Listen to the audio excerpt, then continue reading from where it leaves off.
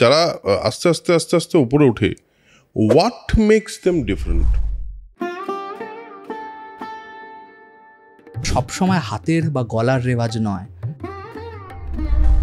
তখন আমি বুঝলাম যে আমি কেন এই দুটোকে একসঙ্গে করছি না। তাদের এরকম কোনো এক্সপিরিয়েন্স শেয়ার করতে পারবে যে এই এক্সপিরিয়েন্সটা তোমার জীবনের খুব গুরুত্বপূর্ণ এক্সপিরিয়েন্স হয়ে থেকে গেছে? মানে কাকে ছেড়ে কাকে বলি। পণ্ডিত শিবকুমার শর্মা, সাথে পণ্ডিত অনিন্দ্য চট্টোপাধ্যায়, পণ্ডিত বিরজু মহারাজজি, সাথে পণ্ডিত শুভঙ্কর বন্দ্যোপাধ্যায় ছিলেন তবলা। শেষ পারফরমেন্স ছিল ওস্তাদ জাকির হোসেন তবলা সোলো, এবং আরও অনেকে ছিল।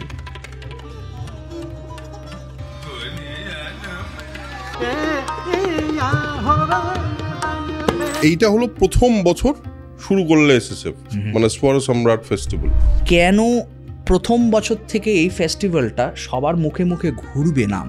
এই সমস্ত কনসার্ট দেখা মানে জীবনের একটা বড় প্রাপ্তি। হিন্দুস্তানি ক্লাসিক্যাল সিনটা পশ্চিমবঙ্গে তথা ভারতে কি অবস্থা দেখো? এই যে বলে না, call from within, it struck.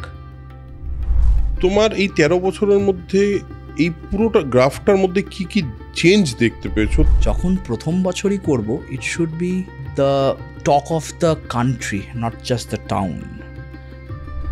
আমার বলাটা মিথ্যে হবে যে একটু একটু করে ইচ্ছা হয় যে একবার একটু কোনো না কোনো সময় জাকির হোসেনের মতো হয়ে দেখি।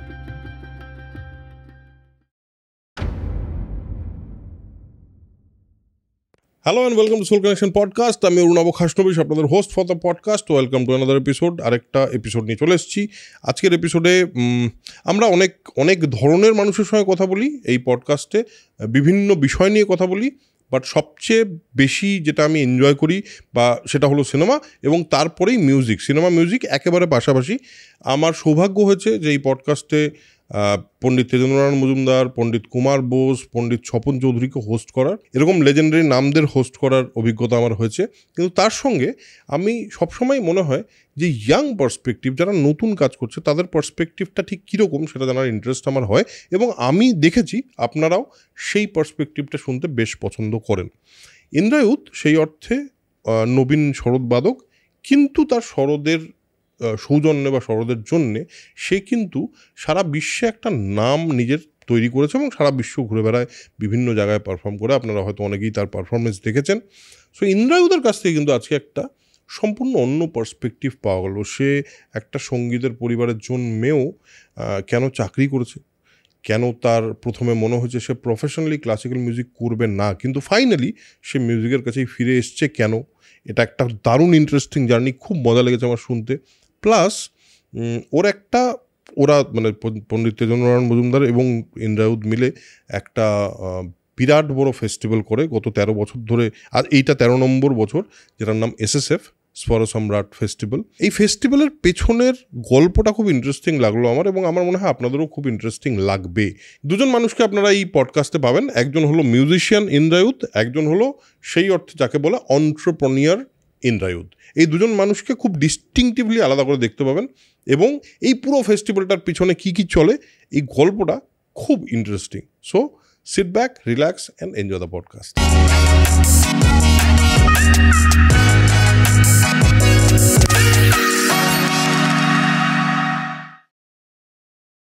আমাদের সঙ্গে আজকে আছেন ইন্দ্রায়ুধ মজুমদার। ইন্দ্রায়ুধ মজুমদারের নাম আপনারা জানেন, কারণ এই মুহূর্তে যারা নবীন প্রতিভা হিসাবে যাদেরকে কনসিডার করা হচ্ছে ভারতীয় এবং ওয়ার্ল্ডের মিউজিক, ইন্ডিয়ান ক্লাসিক্যাল মিউজিক সিনে, তাদের মধ্যে ইন্দ্রায়ুধ মজুমদার একটি উল্লেখযোগ্য নাম।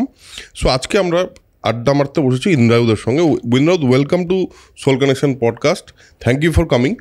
কেমন আছো বলো? Thank you. এবং তোমাকে আমি, তোমার পডকাস্ট সবসময়ই দেখা হয় এবং অনেক কিছু শিখতে পারি, এবং আমাদের জেনারেশনে যারা যারা আছি প্রত্যেকেই মোটামুটি ফলো করে তুমি, এবং এছাড়াও যে পডকাস্টগুলো আছে আমরা একটা পডকাস্টের রেওয়াজ করি মাঝে মধ্যে। Thank you so much. Welcome to soul connection podcast. কেমন আছো বলো? খুব ভালো আছি, এবং তোমার সাথে আড্ডা মারতে এসে আমার আরও ভালো লাগছে। বেশ, এখন সামনে এসএসএফ তোমার, সেটা নিয়ে নিশ্চয়ই খুবই ব্যস্ততা চলছে প্রচণ্ড। এসএসএফ নিয়ে তো আসবো, এসএসএফ এর ব্যাপারে তো কথা বলবো। তার আগে তুমি আমাকে বলো যে তোমার বড় হওয়াটা তো কমপ্লিটলি একটা মিউজিক্যাল পরিবারে। তোমার বাবা একজন লেজেন্ডারি শরৎ প্লেয়ার, তোমার মা একজন এরকম লেভেলের ভোকালিস্ট এবং মানে ক্লাসিক্যাল। তোমার বড় হওয়াটা তো পুরোটাই মিউজিক্যাল জায়গায় নিশ্চয়ই হয়েছে, এবং সেই বড় হওয়ার মধ্যে বোধহয় মিউজিকটা একদম ছোটোবেলা থেকেই ছিল, তাই তো? সেটা কীরকম হয়েছে ব্যাপারটা, ছোটোবেলা থেকে বড় হওয়াটা? ছোটোবেলা থেকে বড় হওয়াটা খুব স্বাভাবিকভাবে, যেমন একটি গুজরাতি পরিবারে ডেবিট ক্রেডিটটা একদম ডিএনএর মধ্যে থাকে, ঠিক সেরকমভাবে আমারও মোটামুটি সারেগামা পাধানিটা ডিএনএর মধ্যেই আছে। আমার ঠাকুরদা প্রফেশনাল মিউজিশিয়ান ছিলেন। ঠাকুরদা শ্রী রঞ্জন মজুমদার, উনি উদয় শঙ্করের ডান্সের ট্রুপের মিউজিশিয়ান ছিলেন, সারা পৃথিবী ঘুরেছিলেন, ওয়ার্ল্ড ট্যুর করেছিলেন উদয় শঙ্করের ট্রুপের সাথে 1960s 1950s ওই সময়টায়। সুতরাং বিদেশ ভ্রমণটাও ঠাকুরদা প্রথম আমাদের পরিবারে এনেছিলেন। এবং তারপরে আমার বাবা পণ্ডিত তেজেন্দ্র নারায়ণ মজুমদার, মা ডক্টর মানসী মজুমদার, দুজনেই শাস্ত্রীয় সঙ্গীত শিল্পী, এবং তাদের ছাত্রছাত্রীদের শেখানো দেখে দেখেই মোটামুটি কিছুটা জ্ঞান হয়ে যায়। এবং সাথে তো আমি আমার ঠাকুরদাই আমার প্রথম গুরু ছিলেন। আমাকে মানে ঠান্ডাভাবে বসিয়ে সারেগামা পাধানি উনি শেখানোর সেই প্রয়াসটা তখন শুরু করেছিলেন। সাথে মাকে আমি পেয়েছি। আমি ছোটোবেলায় বাবাকে খুব বেশি রেগুলারলি পেতাম না, কারণ বাবার ওই সময় একটা স্ট্রাগলিং ফেজ। বাবা নিজে উঠতি শরদের তারকা, উনি সারা পৃথিবী ঘুরছেন, সারা পৃথিবীতে অনেকটা সময় কলকাতার বাইরে থাকতে হচ্ছে। তো বাবাকে সেই সময় আমি খুব বেশি করে আমার সাধনার মধ্যে পাইনি, শেখার মধ্যে, কিন্তু ঠাকুরদা এবং মাকে অনেকটা বেশি করে পেয়েছি প্রথম দিকে। তারপরে একটু যখন বড় হলাম, বেসিকগুলো একটুখানি ক্লিয়ার হলো, তখন বাবা আমাকে নিয়ে বসা শুরু করলেন। সেটা তারপর থেকে চললো বেশ।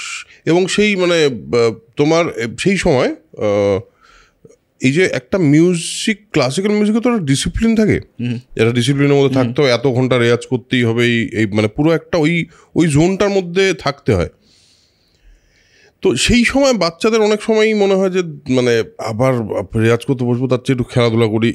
এই ব্যাপারটা তোমার সঙ্গে কিভাবে ছিল, মানে তোমার কীরকম লাগতো ব্যাপারটা? ডিসিপ্লিনটা আমার বাড়িতে অন্যান্য সমস্ত জিনিসের জন্য ছিল, পড়াশোনার জন্য ছিল, খেলাধুলোর জন্য ছিল। গান বাজনাটা ছিল খুব ফ্রি টাইমের, মানে ফ্রিভাবে, মানে গান বাজনাটা খুব ন্যাচারালি, যাতে আমি শরৎ নিয়ে বসে পড়ছি। আমি প্রথমে তবলা বাজানো শুরু করেছিলাম, গান গাওয়া মায়ের কাছে শিখেছি, শেখা শুরু করেছিলাম, এবং সেটা আমাকে প্রচুর হেল্প করে এখনও। আমি মাঝে মধ্যেই মায়ের কাছ থেকে অনেক কিছু আমি জিনিস শিখি গানের। তবলা বাজানো, ম্যান্ডোলিন আমি আগে বাজাতাম ছোটোবেলায়। তো সেইগুলো করে খুব ন্যাচারালি, কোনো কিছু আমাকে খুব একটা ফোর্সফুলি করাতে হয়নি। এবং যেটা আমার সুবিধা হয়েছে, যেহেতু পুরো বাড়িতে যে অক্সিজেন নামক জিনিসটা সেটাই সারেগামা পাধানি, সুতরাং আমি সবসময় দেখতে পাচ্ছি কেউ না কেউ কিছু না কিছু করছে। আমার কাকু শ্রী স্নেহাশিস মজুমদার খুব নাম করা ম্যান্ডোলিন শিল্পী, উনি বহু বম্বের ট্র্যাকে বাজিয়েছেন, প্লাস উনি নিজে একজন অত্যন্ত প্রতিষ্ঠিত ম্যান্ডোলিনিস্ট, সারা পৃথিবীতে উনি বেশ পপুলার। তো ওনাকেও সবসময় দেখছি কিছু না কিছু হচ্ছে, এত মিউজিশিয়ান আসছে বাড়িতে, আড্ডা হচ্ছে। ঘটনাচক্রে আমি পারিবারিক সূত্রে যাদেরকে খুব কাছ থেকে দাদা, কাকা, দিদি, জেঠু বলবার সুযোগ পেয়েছি, তারা প্রত্যেকেই মোটামুটি একজন লেজেন্ড এখন। তো সেটা আমরা খুব স্বাভাবিকভাবেই পেয়েছি। আমি তোমার সঙ্গে কথা মানে তোমার ব্যাপারে জানতে গিয়ে, তোমার সঙ্গে কথা বলতে গিয়ে যতটুকু বুঝেছি যে তোমার পড়াশোনাটা আবার এই মিউজিক লার্নিং তো একটা তোমার মানে রক্তের মধ্যেই, মানে ডিএনএর মধ্যেই ছিল ধরো, কিন্তু তার সঙ্গে তোমার পড়াশোনাটা MBA, এবং তোমার সঙ্গে কথা বলে যেটা বুঝেছি, তোমার মাইন্ডসেটটা বা তোমার দৃষ্টিভঙ্গিটার মধ্যে যেরকম ইন্ডিয়ান ক্লাসিক্যাল মিউজিক আছে, তার সঙ্গে আরেকটা দিকও আছে। এই বিষয়টা মানে তুমি চাকরি করেছো, যেটা খুবই আমার শুনে অদ্ভুতই লাগলো যে চাকরি কেন করেছো, মানে হাউ ইজ দিস, মানে তুমি কেন চাকরি করলে বা তুমি কেন MBA পড়লে? পড়াশোনাটা না, আমি ছোটোবেলা থেকেই দেখে বুঝে গেছিলাম পড়াশোনাটা একটু হতো আমার দ্বারা। তো খুব একটা ব্রিলিয়ান্ট ছিলাম না, কিন্তু হয়ে যেত, মানে হতো, মানে খারাপ ছিলাম না। পড়াশোনাটা করতে করতে বুঝলাম যে পড়াশোনাটা করলে খুব সহজেই প্রতিষ্ঠিত হওয়া যায়, খুব সহজেই একটা আমরা যে তথাকথিত একটা মধ্যবিত্ত পরিবারের একটা টাকার ইনকাম, একটা ফ্লো, একটা ক্যাশ ফ্লো, এটা খুব সহজে একটা মোটামুটি একটা রিসেন্ট হয়। ছোটোবেলা থেকেই নিজেকে ভাবতাম যে আমি একটা বিল গেটসের একটা অনেক ছোটোবেলায় একটা লেখা পড়েছিলাম যে আমি, মানে বিল গেটস বলছেন যে উনি প্রচণ্ড ফাঁকি মারতে পছন্দ করেন, উনি ফাঁকি মেরেছেন বলে ওনার মাথাটা ওরকমভাবে ডেভেলপড হয়েছে। He hired the smarter people in his company, এবং উনি যেহেতু ফাঁকি মারা, তথাকথিত মানে খারাপভাবে ফাঁকি মারা নয়, হি স্মার্ট ইনাফ টু আন্ডারস্ট্যান্ড যে আমি নিজে কাজটা না করে আমি ডেলিগেট করি ওনাকে দিয়ে কত বেশি কাজ করাতে পারবো, অমুকজন ওই টিমটাকে দিয়ে কত বেশি কাজ করাতে পারবো। সেটার জন্য মাইক্রোসফট হ্যাজ বিকাম মাইক্রোসফট। তো সেটা ছোটোবেলা থেকেই একটা পড়ে নিয়েছিলাম, একটা স্কুলের কোনো একটি লাইব্রেরির কোনো একটি ছেঁড়া কাগজে বা কিছুতে। সেটা থেকেই ভাবলাম যে আচ্ছা, যদি ফাঁকি মারতেই হয়, গান বাজনা করলে প্রচুর কষ্ট করতে হয়, সেটা চোখের সামনে দেখতে পাচ্ছি। গান বাজনা করা, এই অধ্যাবসায়টা, এই পুরো জিনিসটা এক তো সাধনা, তারপরে সাধনাটা করার পরেই যে আমি গ্যারান্টিড রেজাল্ট পাবো তার কোনো মানে নেই। কারণ তুমি তোমার নিজের আশপাশে দেখতে পাচ্ছিলে যে যারা স্ট্রাগল করছে। বললাম না, আমি যাদেরকে ওই সময়ে দেখেছি প্রচণ্ড স্ট্রাগল করতে, তারা প্রত্যেকেই একজন স্বনামধন্য শিল্পী। এখন আমি যাদেরকে কাকা, জ্যাঠা, দিদি, দাদা বলার সুযোগ এবং সৌভাগ্য হয়েছে ছোটোবেলা থেকে, তো তখন কিন্তু তারা মানে এই পজিশনটা, আমার একটা ছোটো ইম্যাচিওর বুদ্ধি, আমি তো তখন দেখতে পাচ্ছি না যে উনি স্ট্রাগলটা করছেন, তখন উনি ভবিষ্যতে কি হবেন সেটা উনি জানেন। একটা 7-8 বছর 10 বছরের বাচ্চার পক্ষে তখন জানাটা খুব একটা সহজ ছিল না। তো সেটা আমি ভাবলাম যে পড়াশোনাটা করি, গান বাজনাটা তো আছেই, পড়াশোনাটা করে, এবং আমার বরাবরই বিজনেস এবং মার্কেটিং অ্যাট্রাক্ট করতো। মানে এটা কি মানে অনেক ইয়াঙ্গার বয়স থেকেই? হ্যাঁ, কারণ ওই জিনিসটাই আমার পরিবারে ছিল না। আমি যে স্কুলে ছিলাম, সেন্ট জেভিয়ার স্কুলে পড়াশোনা করেছি, আমার আশেপাশে সবাইকে দেখতাম বা অনেককেই দেখতাম, তারা বেশ বড় বড় কথা বলছেন অমুক টাকা নিয়ে, অমুক মার্কেটিং নিয়ে, অমুক, আমি বুঝতেই পারতাম না এটা কি বলছে, এটা কি ভাষা। আচ্ছা, এরকমও হয়। তো সেটা নিয়ে আমার ইন্টারেস্ট জাগে অল্প বিস্তর, সে একটু পড়াশোনা করার, একটু বইপত্র ঘাঁটি। তখন যদি একটু ইনস্টাগ্রাম রিল থাকতো আরও সুবিধে হতো, কিন্তু যাই হোক, সেটা ঘাঁটার পর থেকে আমার মনে হলো, বাহ, এটা তো দারুণ জিনিস, এটা নিয়ে তো করা যায়। কারণ এটাতে ক্রিয়েটিভিটি, মার্কেটিং, আমি ক্রিয়েটিভিটি আমার নিজের আছে সেটা আমি দেখাতে পারছি, প্লাস আমি সেটা নিয়ে একটা পুরো একটা এম্পায়ার বিল্ড করতে পারছি ইত্যাদি সেসব। হ্যাঁ, মানে তোমার মনে হচ্ছিল যে ওই দিকটা সহজ পথ। আচ্ছা, যে কোনো মিউজিশিয়ান যারা নতুন শেখা শুরু করে, তাদের বোধহয় অনেক, ধরো তোমার ফ্যামিলিতে একটা লিনিয়েজ ছিল, কিন্তু ধরো ফ্যামিলি লিনিয়েজ নেই কারো, সে মিউজিক করতে চাইছে, মানে ফার্স্ট পার্সন হিসেবে মা বাবার সবচেয়ে আগের চিন্তাটা হলো না খেতে পেয়ে মারা যাবে। কালকে পণ্ডিত স্বপন চৌধুরীও এই কথাটাই বলছিলেন যে আমি যখন মিউজিক করছি তখন আমাদের বাড়িতে মিটিং হয়েছিল যে মিউজিকটা এত সিরিয়াসলি এরকমভাবে করলে হবে না, পড়াশোনাটা করতে হবে। এটা তো আমার মনে হয় মোটামুটি সবার মাথায় একটা থাকে যে মিউজিক কেরিয়ার হলে না খেতে পেয়ে মরতে পারি আর কি। না খেতে পেয়ে মরতে পারবো না সেটা দেখে নিয়েছিলাম, যে না খেতে পেয়ে হয়তো হবে না, কিন্তু নিজেকে সবার উপরে নিয়ে যাওয়া এবং নিজেকে সেই জায়গায় নিয়ে যাওয়ার পিছনে যে পরিশ্রম, তখন ভাবতাম কেন করব, যখন আমি একটা নিজের একটা কোম্পানি করে, নিজের এত কিছু করে, অনেক বেশি আরামে লাইফস্টাইল আমি নিজের পছন্দের মতো করে, সেটা একটা এসছিল। বেশ ঠিক আছে। তারপর এমবিএ করলাম মার্কেটিংয়ে। এমবিএ করার পরে আমি চাকরি করতাম বার্জার পেন্টসে। এই যে চাকরিটা করলে তুমি, তার মানে তখন তোমার মাথায়, তখন কি তুমি প্যারালালি মিউজিক করছো, মানে বাজাচ্ছ? শেখাটা চলছে, মানে শেখা, বেসিক ট্রেনিংটা তো চলছে, মানে ওটা তো ঘরের মধ্যে রয়েছে, বাড়িতে রয়েছি, চলছে। আমি চাকরি সূত্রে কলকাতার বাইরে আমি একটি জায়গায় চাকরি করতাম, আমার বেস ছিল দুর্গাপুরে। তো সেখান থেকে আমি বেশ কিছু ডিস্ট্রিক্টে আমি মার্কেটিংয়ের টিমে, মার্কেটিং ডিপার্টমেন্টে কাজ করতাম। এবার কিছু কিছু সময় হয়, মানে সেটা আমি ব্যাখ্যা করতে পারি না ভাষা দিয়ে। আমি এটা জানতাম না এটা কি আদৌ হয় বা আদৌ হওয়া সম্ভব কিনা, কারণ আমি প্রফেশনালি কখনোই মিউজিকটা নিয়ে এগোতে চাইনি। আমি প্রফেশনালি সবসময় ওইসব জিনিস নিয়ে ভাবতে শুরু করেছিলাম, ভাবতে চেয়েছিলাম, নিজেকে বাড়াতে চেয়েছিলাম।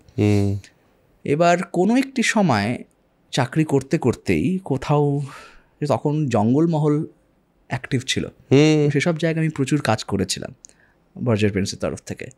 সেখানে যেতে যেতে বাইকে চড়তে চড়তে কোনো একটি সময় সানসেট হচ্ছে, এত সুন্দর জায়গাটা তো কোনো জবাব নেই। সে যেতে যেতে আমার তখন মনে হয়েছিল যে দুটো জিনিস, আমি কি চাইছি জীবনে এক্স্যাক্টলি, আর আমি আমার মধ্যে যেটা আছে সেটা থেকে কেন দূরে সরছি। আমি চেয়েছিলাম জীবনে একটা ভালো লাইফস্টাইল মেনটেন করা, ঠিক, যেটা আমার বন্ধুবান্ধব সবাই মোটামুটি একটা ভালো লাইফস্টাইল মেনটেন করতে চেয়েছিল বলেই তারা MBA করছিল বা যাই হোক, ফিনান্সিয়াল সিকিউরিটি অনেক বেশি। অফকোর্স। সেকেন্ডলি, আমার মধ্যে যেটা আছে সেটা আমি আর কারুর মধ্যে দেখিনি, সেটা ছিল আমার মিউজিকের জিনটা, আমার মিউজিকের আন্ডারস্ট্যান্ডিংটা। তখন আমি বুঝলাম যে আমি তো কেন এই দুটোকে একসঙ্গে করছি না।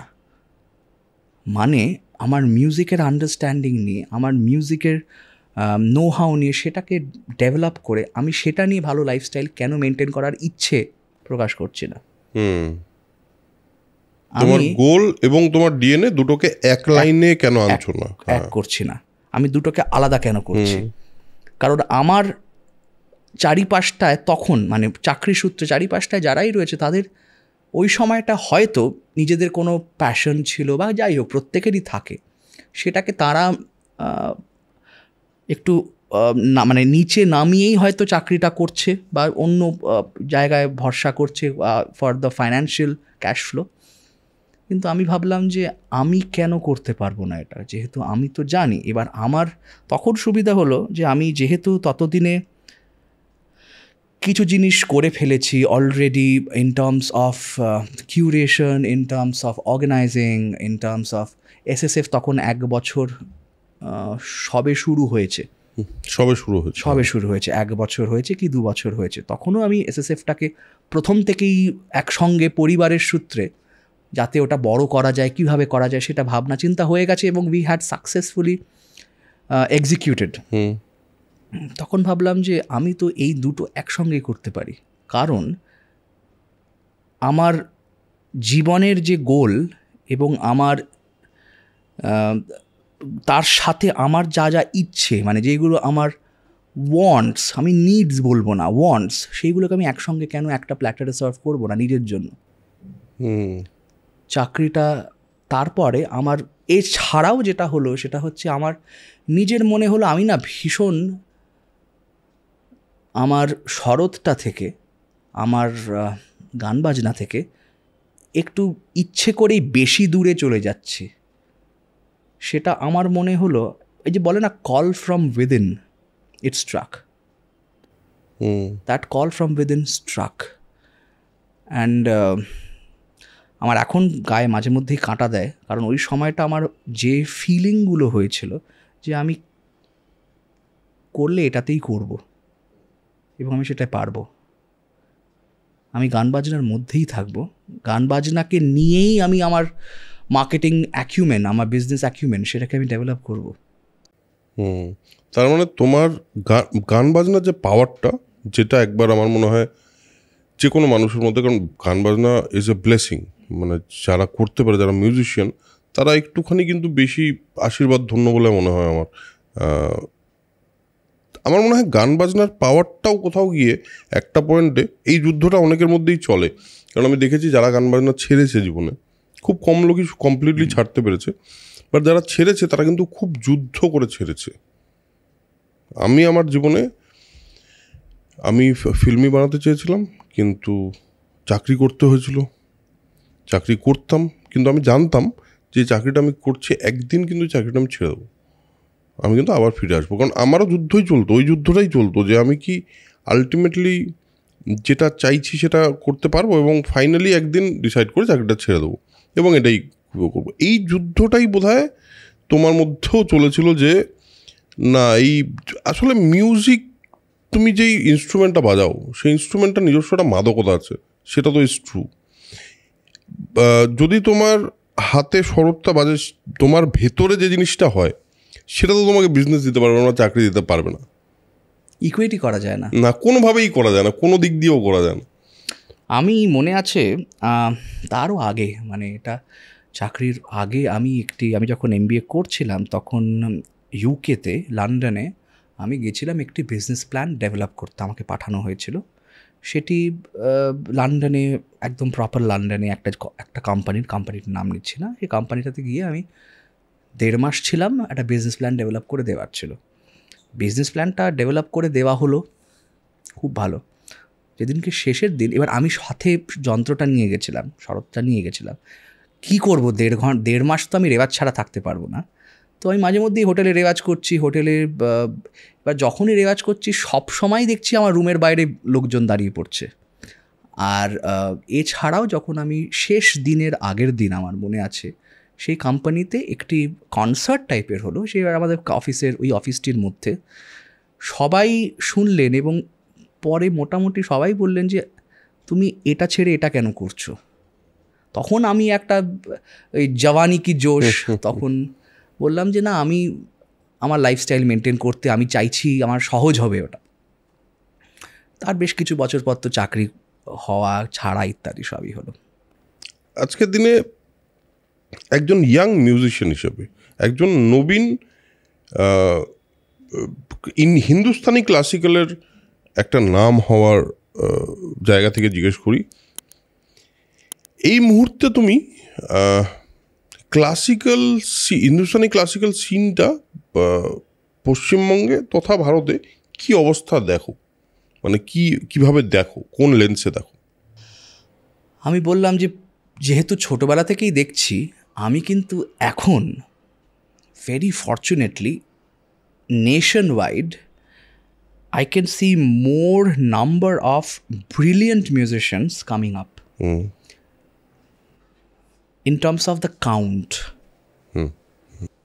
কোয়ালিটি সবারই খুব ভালো, তার মধ্যে যে বেস্ট সে অফকোর্স উইল রিমেন, মানে for the longer period time. এটা সবসময় হয়, মানে এটা না, আমি বলবো না যে যেটা শুধুমাত্র আমাদের জেনারেশনে হয়েছে, সবসময় একটা পিরামিড স্ট্রাকচার হয়। ঠিক, তুমিও তোমার ফিল্ম লাইনেও দেখবে, বা আমাদের মিউজিক লাইনেও দেখি সব সময় যে প্রথমে একদম নিচের টিয়ারটা সবাই কিন্তু খুব ভালো। এটা ধরো 100 জন আমি চোখের সামনে দেখতে পাচ্ছি ভীষণ ভালো, তাদের বয়স মোটামুটি 18 থেকে 20-25 মধ্যে।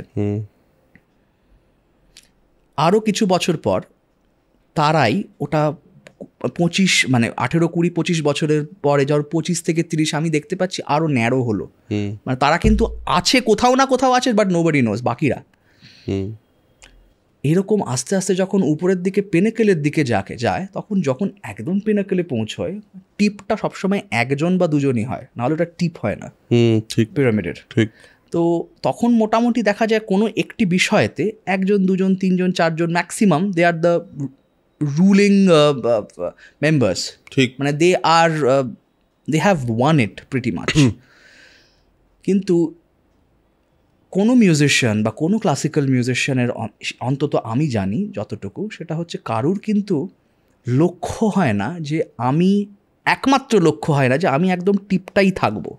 তাদের লক্ষ্য সবসময় যে এই যে পুরো জার্নিটা, এখান থেকে অত অবধি জার্নিটা আমি এনজয় করব। এই আরামটা, একটা সারা জীবনের যে একটা কোয়েস্ট থাকে আমাদের, যে আমি খুব বাড়িয়ে বলছি না, একদম খুব সহজভাবে বলছি, সাটা লাগানো, আমরা যে ফার্স্ট নোট সাটা লাগানো, সেটা যে কতটা কঠিন সেটা এই বটম অফ দ্য পিরামিডে থেকে বোঝা যায় না। আমরা বটম অফ দ্য পিরামিডে মনে হয় তো সা তো খুব আরাম করে লেগে গেল, তখন যখন পরের লেভেলটায় আসি তখন ভাবছি আচ্ছা সাটাকে আদৌ লাগলো, তারপরের লেভেলটা আসলে আচ্ছা সাটা কবে লাগাতে পারবো। এরকম করতে করতে যারা ওই সময়টা ওই টিপটায় পৌঁছে গেছেন, যাদেরকে আমরা তথাকথিতভাবে খুব সহজ ভাষায় আখ্যা দিই লেজেন্ডস হিসেবে, তারাও কিন্তু, আমি তাদেরকে প্রচুর সময় বলতে শুনেছি যে তারাও কিন্তু এখনো খোঁজে নেই। মানে পণ্ডিত তেজেন্দ্র মজুমদার, তোমার বাবা তেজেন্দ্রনারায়ণ মজুমদার, উনি এসে তাই সেম কথাই বলেছেন, তো সাটা যদি লাগে তাহলে ভালো হয়। ও হ্যাঁ, এটা বলেছে বাবা বলেন, এবং আমি এটা সবাইকে অনেকের কাছে শুনেছি। আমি ছোটবেলায় বুঝতাম না যে এটা হ্যাঁ কি বলছি। আরে আমাকে কালকে পণ্ডিত স্বপন চৌধুরী বলছেন যে মিউজিকটা এই একটু একটু বুঝেছি। আমি এবার কি বলছেন একটু একটু, মানে আপনি বলছেন একটু একটু, মানে কি ব্যাপার, এটা কি কথা হচ্ছে? তো তারপরে একটা জিনিস বুঝতে বোধহয় সত্যিই বোধহয় যত উপরে যাওয়া যায় তত বোধহয় ব্যাপারটা আরো অনেক ভাস্ট হয়ে যায়। এই সমুদ্রের মতো, মানে আমি যতটা পারে রয়েছি দেখতে পাচ্ছি আমার সমুদ্র তো ওইটুকু, যত গভীরে যাচ্ছি তখন বাকিটা কোথায় গেল, পার কোথায়? তোমার এই জার্নিতে, মানে তোমার এই জার্নিতে তুমি তোমার যখন এই মিউজিক শুরু হয়, মিউজিক একটা এমন জিনিস হুইচ গ্রোজ অন ইউ, যেটা তুমি বলছো, তো তোমার এই জার্নিতে যেতে যেতে কোন কোন মোমেন্টস আছে যে মোমেন্টগুলো তোমাকে আস্তে আস্তে আরও বেশি বুঝতে সাহায্য করেছে যে না না আমি এখনও অনেকটা দূর যাওয়া আছে? এটা কি এরকম নিশ্চয়ই কিন্তু কিছু মোমেন্টস আছে। হ্যাঁ, মানে এই মোমেন্টটা সবসময় যতবার বাবার সামনে বসি শিখতে, বা এমনি বসে বাবা যখন শোনেন, বা আমার প্রোগ্রামে যখন সামনে বাবা বসে থাকেন, মানে সেটা হচ্ছে মোস্ট পেট্রিফাইং মোমেন্ট। কারণ বাবা যখন শোনেন, বাবার মুখটা না পুরো সবসময় একটা পাথরের মতো হয়ে থাকে, মানে না হ্যাঁ বা না কিছু না। এবার স্টেজ থেকে প্রবলেম হচ্ছে লাইটটা একটু কম থাকে, দেখা যায়। তাও আমি মাঝে মধ্যে পারলে চেষ্টা করি মনে প্রাণে বলতে লাইট ইঞ্জিনিয়ারকে যে লাইটটা অফ করে দিন, না হলে পুরো লাইট দিন, মানে যাতে আমি কিছু টুইকিং অফ হিজ মাসেলস, এখানে আইব্রো মাসেলস, বুঝতে পারি যে ব্যাপারটা ভালো হচ্ছে না বা ভালো হচ্ছে। কিছুই বুঝতে পারি না, স্টেজ থেকে একটা গম্ভীরভাবে বসে রয়েছেন, আমি দেখতে পাচ্ছি সামনে অডিয়েন্সে, আর আমি বাজনাটা তো অবধারিত, ওই এক্সপ্রেশনটা দেখলেই আমার মোটামুটি যা ভাবি যে বাজাবো তার একটাও মানে আশেপাশ দিয়েও যায় না বাজনাটা, সুতরাং কিছুই হয় না। এবার আমি একটা দুটো এরকম মোমেন্ট বলতে পারবো না, ডিফাইনিং মোমেন্টস, বাট যতবারই আমি শুধু বাবা না, বাবা ছাড়াও এত বড় বড় শিল্পীর সামনে একটু যখন প্রেজেন্ট করার সৌভাগ্য হয়েছে, তখনই বুঝতে পারি যে বহু দূর বাকি, বহু দূর। আচ্ছা, এই যে তুমি নিচের টায়ারের 100 জন বললে, ধরো 100 জন বা জাস্ট একটা এক্স নাম্বার অফ অ্যামাউন্ট, এখান থেকে যে যারা আস্তে আস্তে আস্তে আস্তে উপরে ওঠে, হোয়াট মেক্স দেম ডিফারেন্ট তোমার মনে হয়? What makes them go in that position? Perseverance, একমাত্র পার্সিভারেন্স। কারণ শাস্ত্রীয় সঙ্গীতের যে পুরো ব্যাপ্তিটা, মানে in terms of the number of musicians who are performing or the members who are there in the fraternity, তার মধ্যে জো জিতা ও সিকান্দার বলাটার যে যার সেই পাবে সেই পদবিটা, সেটা তার মধ্যে সেই ওই পার্সিভিয়ারেন্সটা যদি না থাকে, কারণ প্রত্যেক 5 বছর পর পর কিন্তু প্রত্যেক ক্লাসিক্যাল মিউজিশিয়ানই মনে হয় ছেড়ে দিই একটা অন্য কিছু করি, কারণ হবে না। মানে এটা ইন টার্মস অফ, মানে যখন আমি বলি এজ রেঞ্জটা উইদিন 30 to 40 কি 30 to 45, মনেই হয় যে ছেড়ে দিই। তো অনেক আরামের দেখতে পাচ্ছি জীবন অনেকেই যাপন করছে, আমার বন্ধুবান্ধবের তো এত ফ্ল্যাট, এত গাড়ি, এত কিছু হয়ে গেছে, আমার সেই তুলনায় এত কিছুই হয়নি। তো কেন করছি? আর গান বাজনা এর থেকে বেটার এই মুহূর্তে করতে পারছি না, কারণ যারা কিংবদন্তি শিল্পী, তাদের যখন ছোটোবেলার রেকর্ডিংগুলো শুনি, তারা কী বাজিয়েছেন বা গেয়েছেন, তখন মনে হচ্ছে কী করছি, খেলাধুলা করছি এখানে, কেন কোনো লাভ নেই। পার্সিভিয়ারেন্সটাই ওনাদেরও নিয়ে এসছেন ওই জায়গায়। ডিসিপ্লিন মানছি, রেওয়াজ মানছি, কিন্তু রেওয়াজটা না সবসময় হাতের বা গলার রেওয়াজ নয়, রেওয়াজটা হচ্ছে মাথার রেওয়াজ। কারণ এত কিছু হয়, প্রথমত হচ্ছে যে কোনো মিউজিশিয়ান একটু বেশি ইমোশনাল হয়, মানে usually, I can't generalize, but usually হয়, আমিও তাই, খুব একটা আলাদা নয়। এবার তার মধ্যে সবসময় এত ফ্লাকচুয়েটিং ইমোশনস ভিতরে খেলা করছে। একটা রাগ ভীষণ ভাল লাগলো বাজাতে, পরের দিন ওই সেম রাগটা অসহ্য লাগছে বাজাতে। কি হলো, কোনো আমি একই জিনিস বাজাচ্ছি, একভাবে প্রেজেন্ট করার চেষ্টা করছি, কিছুতেই আসছে না। সেদিন কেন, তার এক সপ্তাহ পর্যন্ত তো সে আর এলোই না। ওই একদিন প্রথম দিন হয়ে গেছে। আমি ভাষায় বোঝাতে পারবো না এটা। এটা বোধহয় ভাষাতে বোঝানো পসিবলও না আমার মনে হয়, কারণ কিন্তু নোটস তুমি সেটা সেম বাজাচ্ছ। করতে গিয়ে আমি এক জিনিস বাজাচ্ছি, এক গাত বাজাচ্ছি, হ্যাঁ মানে তান ভেরিয়েশন বা ইত্যাদি সেটা ঠিক আছে। চেঞ্জ হচ্ছে, কিন্তু হচ্ছে না। কি করবো, কি আমি মেরে ফেললে আমি ওখান দিয়ে নিজেকে মেরে ফেললে ওখান থেকে বার করতে পারছি না নিজেকে। কিন্তু সেটা কি, এই যে মেন্টাল ফাইটটা, এই মেন্টাল ফাইটটাই সব থেকে ইম্পর্ট্যান্ট। এবং সেটা সহ্য করবার ক্ষমতা যার সব থেকে বেশি আছে সে জিতবে, এবং সেই জিতেছে। আসলে একজন মিউজিশিয়ানের লাইফ বা একজন আর্টিস্টের লাইফ, যে আমি অনেক ক্ষেত্রে দেখেছি যারা মানে যাদেরকে আর্টিস্ট বলা যায়, আমরা সবাই মানে আমি তো নিজেকে আর্ট প্র্যাকটিশনার বলি, প্র্যাকটিস করছি, কোনোদিন হয়তো একটা লাইট দেখতে পাবো। কিছু কিছু মানুষের কথা শুনে মনে হয় যে বোধহয় রাস্তাটা ঠিক আছে। হ্যাঁ, মানে যারা যখন লেজেন্ডারি লোকজন বলে যে তুমি ঠিক প্রশ্ন করছো, তখন মনে হয় আচ্ছা তাহলে বোধহয় ঠিক রাস্তায় আছি। কিন্তু স্টিল যারা মানে আমার মনে হয় যারা আর্টিস্ট হিসাবে যেই জার্নিটাতে যায়, তাদের এই ফাইটটা হলো তাদের একদম সঙ্গী, সব সময়ের সঙ্গী। তা প্রথম কথা সেলফ ডাউট থাকবেই, যে কোনো আর্টিস্ট, আমি এখনও কাউকে বলতে শুনিনি নেই সেলফ ডাউট, এবং তার সঙ্গে এই সেলফ ডাউটটার উপর আমাকে কি করতে হবে, এইটা তাকে কন্টিনিউয়াসলি করে যেতেই হয়। এবং everybody works on it everyday.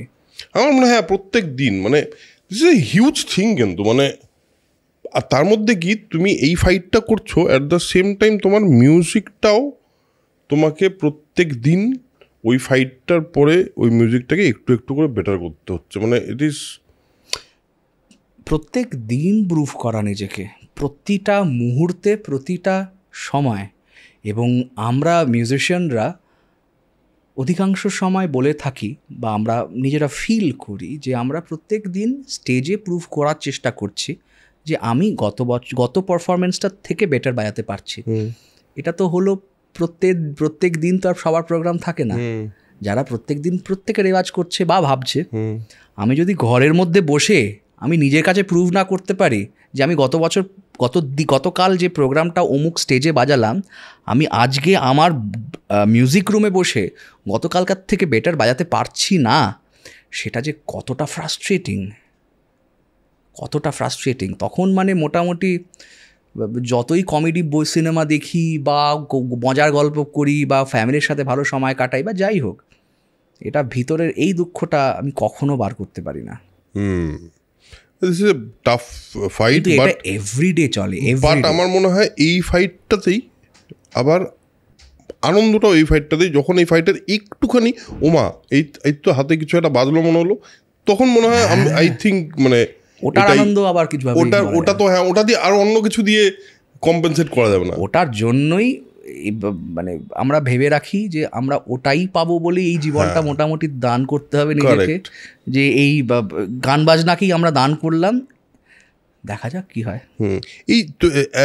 এইটার সঙ্গে মানে তোমার এই যে একটা internal journey through with music, এটার সঙ্গে তোমার একটা এন্টারপ্রেনিউরিয়াল সাইড আছে, মানে তুমি তোমার একটা ব্যবসায়িক দৃষ্টিভঙ্গি আছে। সেটা আমার, যেহেতু তুমি MBA করেছো, SSFকে যেভাবে এখন SSF যেই জায়গায় আছে, এই বছর 13th ইয়ার, এইটা কিভাবে হলো, এই জার্নিটা সম্পর্কে একটু বলো তো। দিস ইজ ভেরি ইন্টারেস্টিং আমার মনে হয়। একদিন রেওয়াজ করছিলাম, বাবা এসে, আমি যে রেওয়াজের ঘরটা আমার মনে আছে 2012-তে, হঠাৎ করে বাবার ওই রেওয়াজের ঘরে ঢোকার একটা ইউনিক ওয়ে আছে। বাবা জাস্ট তুম করে ঢোকেন, মানে আমাদের একটা সিঁড়ি আছে, সিঁড়িটা এরকম নামে, আর ঘরের সিঁড়ির দরজাটা হচ্ছে এরকম, এরকম।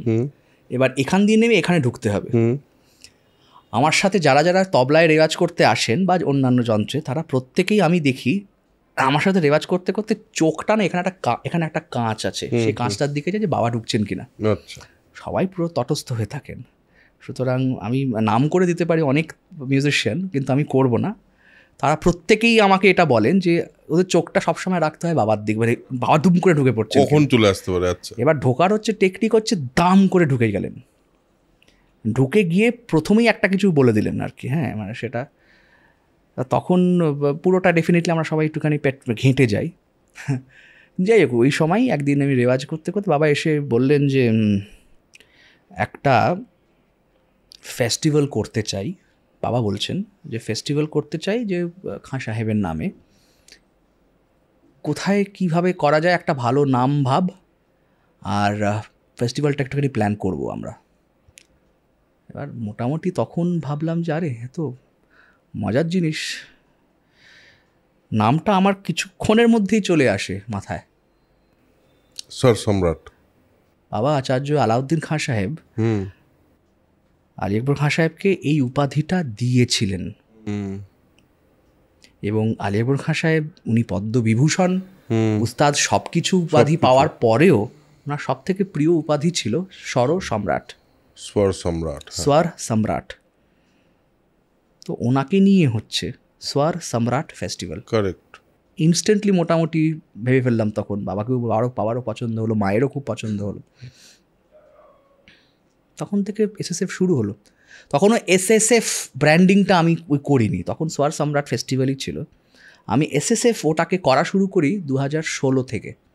আমি পুরো রিব্র্যান্ড করি ওটাকে এসএসএফ হিসেবে, কারণ স্বর সম্রাটটা অনেকেই সুর সম্রাট বলতো বা লিখতো স্বর্ণ সম্রাট, কারণ সবার কাছে স্বর সম্রাট মানে খুব নন মিউজিক্যাল লোকের কাছে ওটা একটুখানি ফোনে কাউকে যদি বলি ওটা রিলেট করতে একটু অসুবিধা হয়।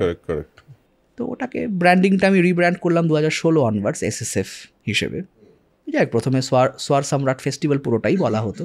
2013 5 এবং 6 জানুয়ারি প্রথম দুটো দিন ফেস্টিভ্যালটা হয় নজরুল মঞ্চে।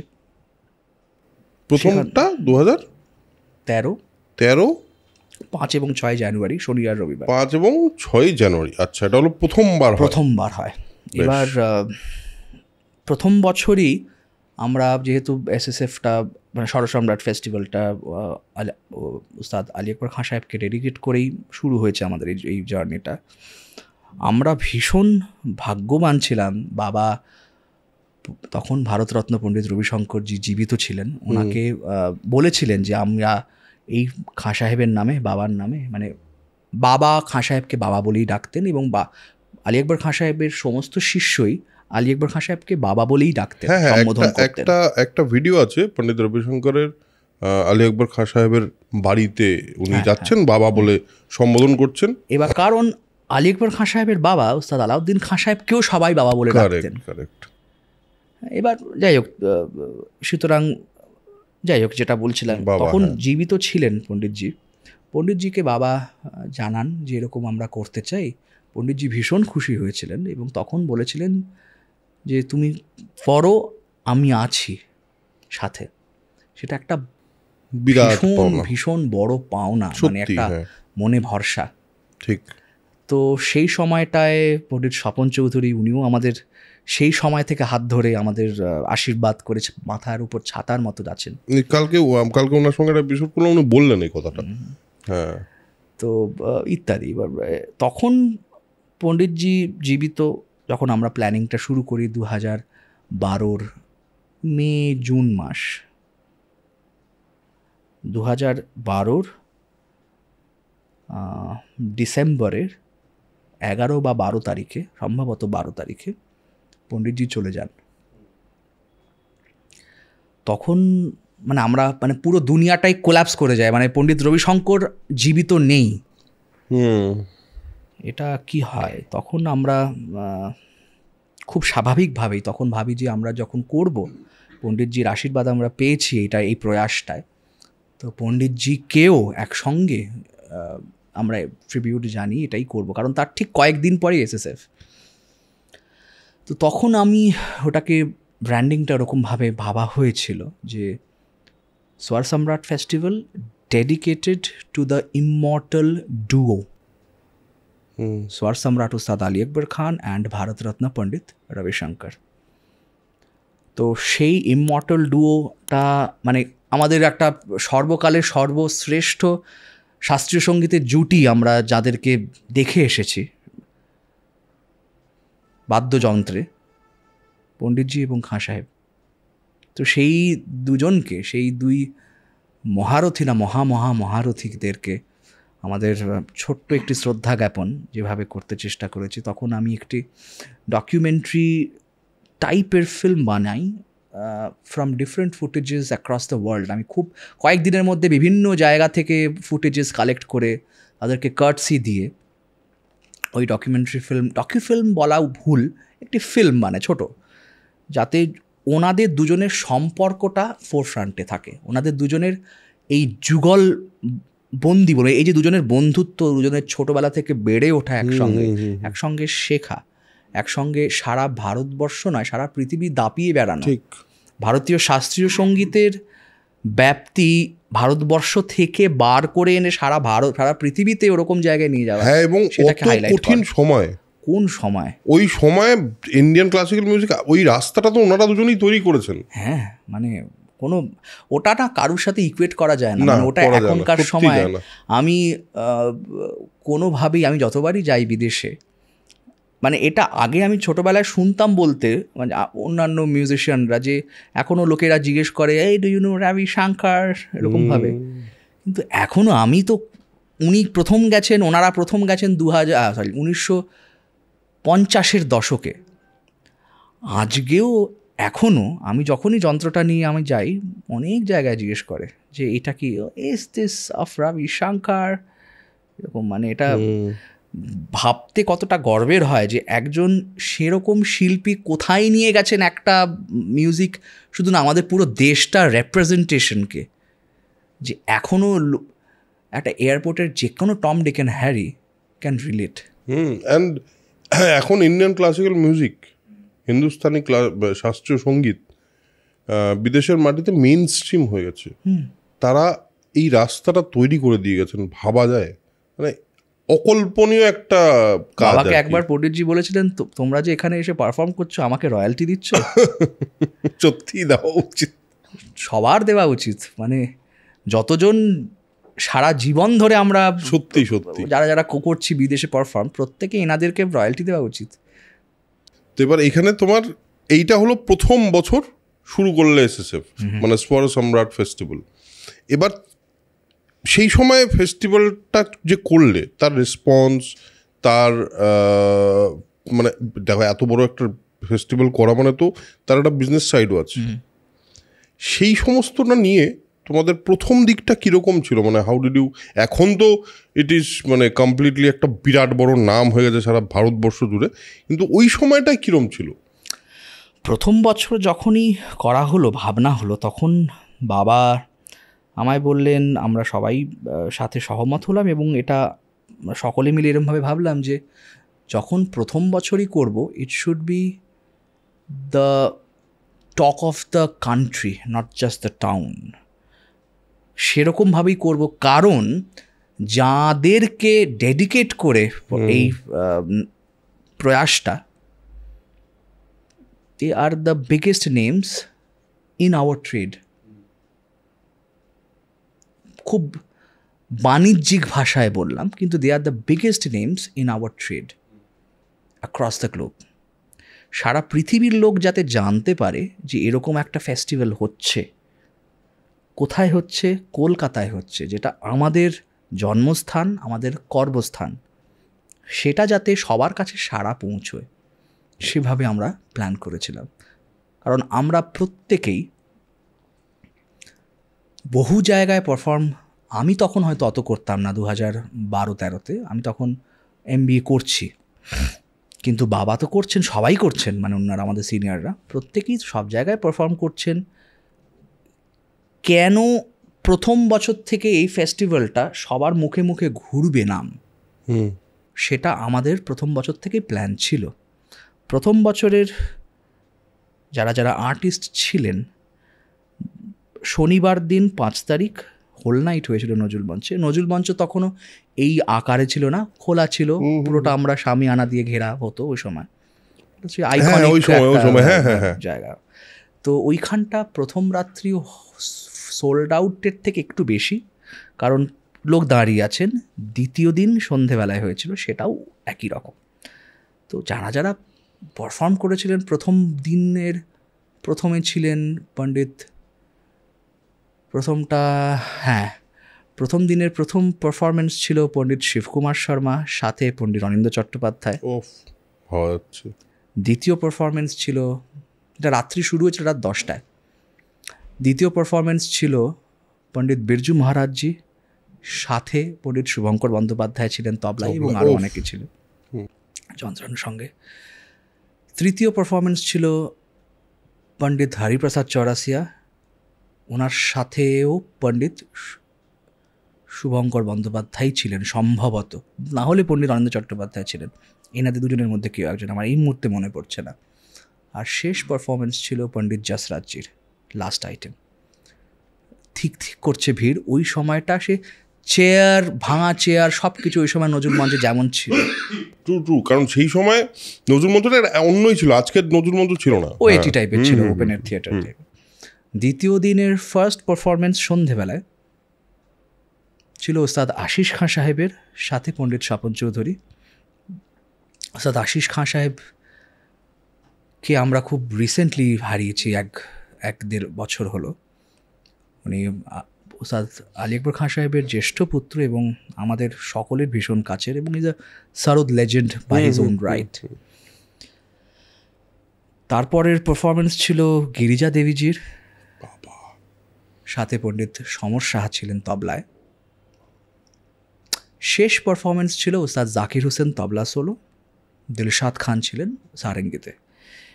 এই দুটো দিনের প্রয়াসটা, দুটো দিনের সারা, পুরো কলকাতাটা ভেঙে ঢুকে গেছিল মোটামুটি নজরুল মঞ্চে। লাইন আপ বললে স্বাভাবিক ব্যাপার, মানে তখন আমাদের কাছে তো কিছু ছিল না, শুধু লাইন আপই ছিল, মানে যেটা আমরা করার জন্য যে মেইন হচ্ছে কন্টেন্ট। সোল কানেকশন যখন শুরু হয়েছে তখন তোমাদের মেইন পুঁজি ছিল কন্টেন্ট, তারপরে তো বাকিটা হবে।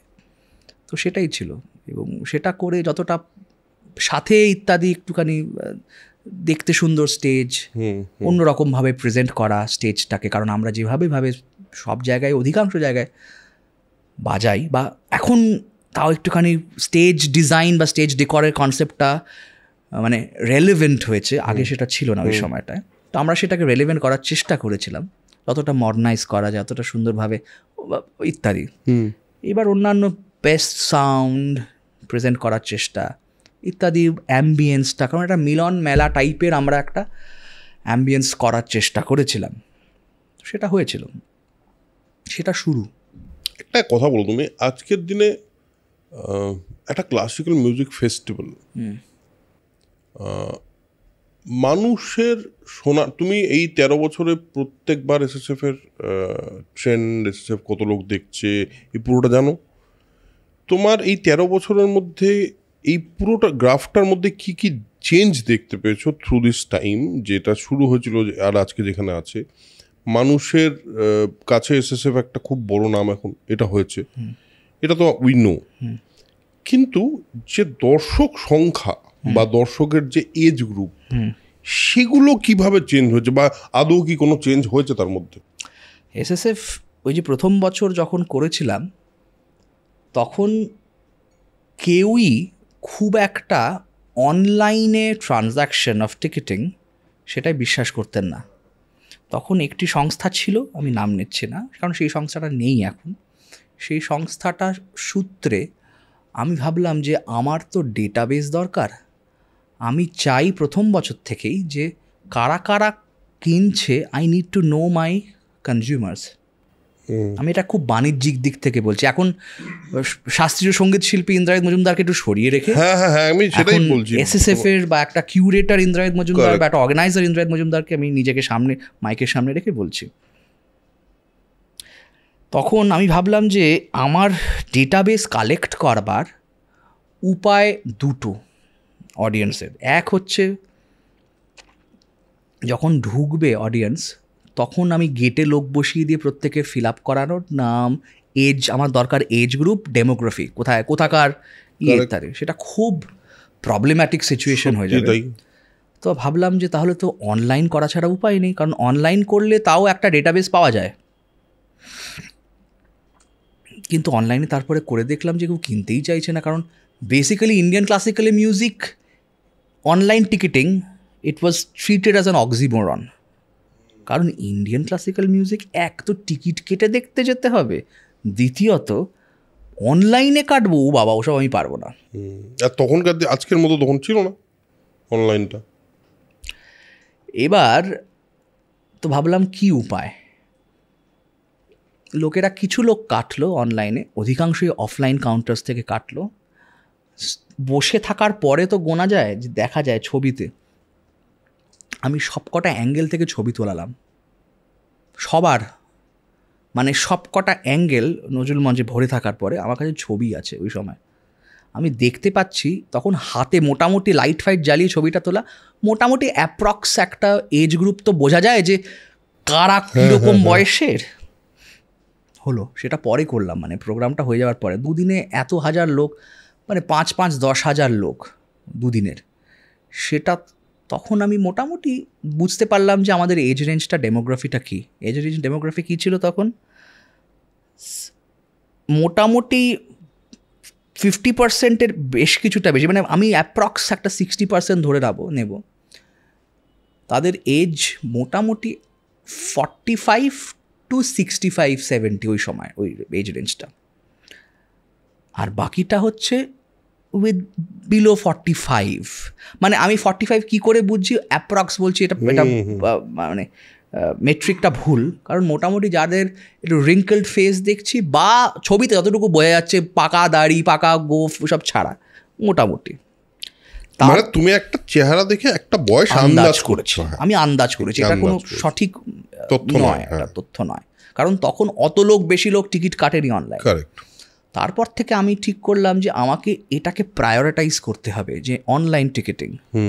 তাতে কি হবে, এক তো অনেক সুবিধে হবে, যারা টিকিট কাটছে তাদের সুবিধে হবে, যারা টিকিট বেচছি মানে আমরা, বা যে মাধ্যমটা, তাদের সুবিধা হবে। কারণ আমরা অনেক তাড়াতাড়ি তার কাছে টিকিটটা পৌঁছে দিতে পারছি।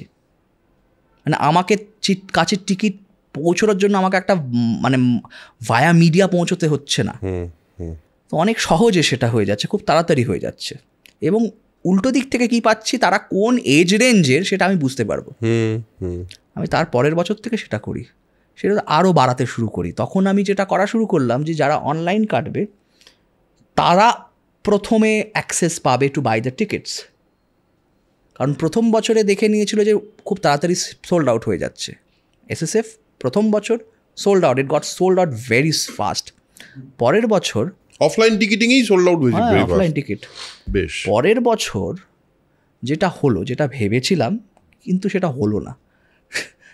কারণ যখন ভেবেছিলাম যে আমরা করব, কিন্তু তারপরে আমার মনে হয় বাবা এখানে এসে সেটের কিছু একটা বলেছিলেন যে হ্যাঁ সেটা সামহাও একটি কোনো ইভেন্ট ম্যানেজমেন্ট কোম্পানি এসে এসব হয়েছিল, খুব বাজেভাবে সেটা ফেঁসেছিলাম। তো সেটা শিক্ষা হয়ে গেল। তখন তারপরের বছর থেকে আরেকটি সংস্থা, আরেকটি অর্গানাইজেশন, তারা আমাদেরকে সাপোর্ট করেছিলেন একসঙ্গে করার। তাদের ফেস্টিভ্যাল এবং আমাদের ফেস্টিভ্যালটা একসঙ্গে হয়েছে তৃতীয় বছর। এই প্রথম 2-3 বছরে না তাদের সাথেও করতে গিয়ে তারা ভীষণ সাপোর্ট করেছিলেন আমাদের, প্লাস ইত্যাদি অনেক কিছু। এবার সেটা করতে করতে মনে হলো যে এবার তো মোটামুটি ঘাতঘোতগুলো কিছুটা কিছু বুঝে গেছি, বাকিটা তো কী আহামরি, মানে এর থেকে বেশি আর কী হবে। তখন মানে মোটামুটি একটা প্রোগ্রাম অর্গানাইজ করতে গেলে চতুর্থ বছর থেকে পুরোটা আমরা নিজেরা শুরু করলাম, মানে শুধুই আমরা। প্রথম বছরে আমরা করেছিলাম এবং চতুর্থ বছরটা থেকে এখনও অবধি শুধু আমরা করি। এবং সেই চতুর্থ বছর থেকে আমি যে টিম ডেভেলপমেন্ট, টিমটাকে বাড়ানো, টিমটাতে অনেক নতুন ট্যালেন্ট যারা ভীষণ এফেক্টিভ তাদেরকে ঢোকানো, প্লাস প্রচুর ছেলেমেয়েরা আমার আছে ওই সময় ইন্টার্নশিপ করে ডিউরিং দ্য ইভেন্ট, যারা কাজ করে সেটাকে তো তারা তাদের নিজেদের গ্রোথের জন্য করে। সব কিছু মিলিয়ে আমি টিমটাকে নিজে সিলেক্ট করলাম একসঙ্গে। এখন একটা টিমের মধ্যে একটা খুব ভালো একটা কেমিস্ট্রি হয়ে গেছে। তো সেটা করা শুরু করলাম। এর সাথে সাথে যেটা হলো, অনলাইন টিকিটিংটা আস্তে আস্তে বাড়তে শুরু করলো। ইন্ডিয়া আরও বেশি অনলাইনে ভরসা করা শুরু করলো, আমি তাতে প্রচুর বেশি ডেমোগ্রাফিটা বুঝতে পারলাম।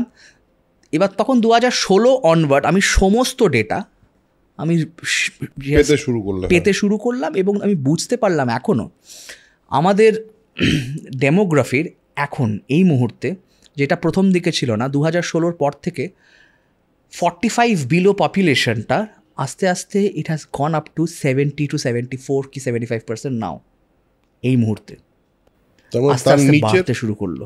তার নিচের ইয়েটা 45 অবধি পপুলেশনটা, মানে ফ্রম 18 to 45 পপুলেশন এটা বাড়তে শুরু করে 74 to 75% হলো। আচ্ছা, which is a huge number, হ্যাঁ একটা হিউজ নাম্বার। তার মানে আমি এটাকে যদি খুব সিম্পলি দেখতে চাই, তার মানে এই যে এজ রেঞ্জটা যারা 18 থেকে 45, they got more interested in classical music. Of course, এবং শুধুমাত্র তখন বুঝলাম যে তারা কেন, আমি তো এবার তার মধ্যে একটা যেটা খুব ইম্পর্টেন্ট জিনিস, দুটো আরও ফ্যাক্টর আমি বলি, তাহলে আমি বোঝাতে পারছি এরপরেরটা। তার মধ্যে একটা এভরি ইয়ার নতুন অডিয়েন্স, তারা আমি ডেটাটা পাই, কারণ যে টিকিট মাধ্যম সংস্থার থ্রু দিয়ে করাই, তারা আমাকে সেই ডেটাটি দেয়। তারা দেখায় আমি আমার অ্যানালিটিক্সে যে তারা অন্য কোনো ফেস্টিভ্যালে যায়নি, ক্লাসিক্যাল মিউজিক ফেস্টিভ্যালে যায়নি, তাদের মধ্যে সেই সংখ্যাটা হচ্ছে মোটামুটি 18 থেকে 22%। তারা অন্য কোনো আগে কখনো ক্লাসিক্যাল ফেস্টিভ্যালে যায়নি।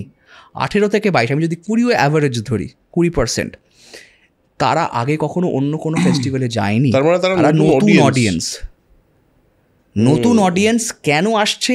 এসএসএফ এর হয়তো সুনাম, দ্বিতীয়ত এসএসএফ এর পাবলিসিটি, এসএসএফ এর গ্র্যান্ডারটা আমি যেভাবে প্রেজেন্ট করার চেষ্টা করি, সেটা আলটিমেটলি কোনো না কোনোভাবে সোশ্যাল মিডিয়াতে বা বাইরে কোথা থেকে না কোনো জানতে পারছে বলেই তারা ইন্টারেস্টেড আছে। ঠিক আছে, একটা ক্লাসিক্যাল প্রোগ্রাম গিয়ে দেখি না কীরকম হবে, ঠিক আছে, কোন ক্লাসিক্যাল প্রোগ্রামটা দেখবে, এসএসএফ নামটা শুনেছি, এসএসএফটা দেখতে শুনতে ভালো লেগেছে, এসএসএফ এর প্রসার সবই আমরা দেখি। এবার 20% হচ্ছে আমার নতুন audience, more or less every year. এরপরের ডেটাটা কি, আমি তো অন্যান্য জায়গায় পারফর্ম করি, মানে আমার নিজের পারফরমেন্স বা অন্যান্য, তখনও মাঝে মধ্যে যখন কিউরেট করে দেখি, ওই যে 20%, তার মধ্যে থেকে একটা গুড পার্সেন্টেজ তারা আবার যাচ্ছে টু আনাদার অন্যান্য ক্লাসিক্যাল মিউজিক কনসার্টস এবং ফেস্টিভ্যালস, কারণ they got interested to the art. যে কোনো ভালো জিনিস ভালোভাবে, ভালো মোড়কে ঠিকঠাক সময় তাদেরকে জানিয়ে প্রচার, মানে তার কাছে নিয়ে আসলে তারা খাবে না।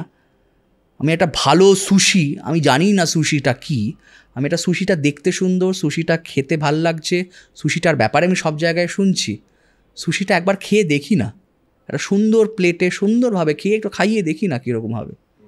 সে খেয়ে ভাল লাগলো, মা সুশিটা তো বেশ ভালো জিনিস, কেন খাইনি আগে, আবার খাচ্ছে। ঠিক সেইভাবেই ক্লাসিক্যাল মিউজিক, ক্লাসিক্যাল ডান্স ভালো মোড়কে, ভালো কন্টেন্ট, ভালো জিনিস ভালোভাবে প্রেজেন্ট করলে কেন তারা না আসবে না?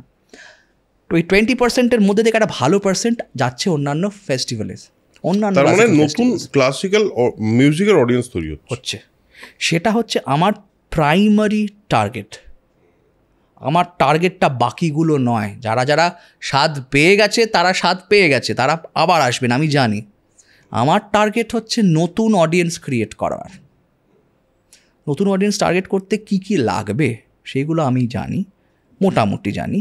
জানার মানে আমি বলাটা ভুল বললাম হয়তো, আমি জানি না, মানে মোটা একটা আন্দাজ করতে পারি যে কী জানি বা কী কী লাগবে, সেটা এনে তাদের সামনে আনানো।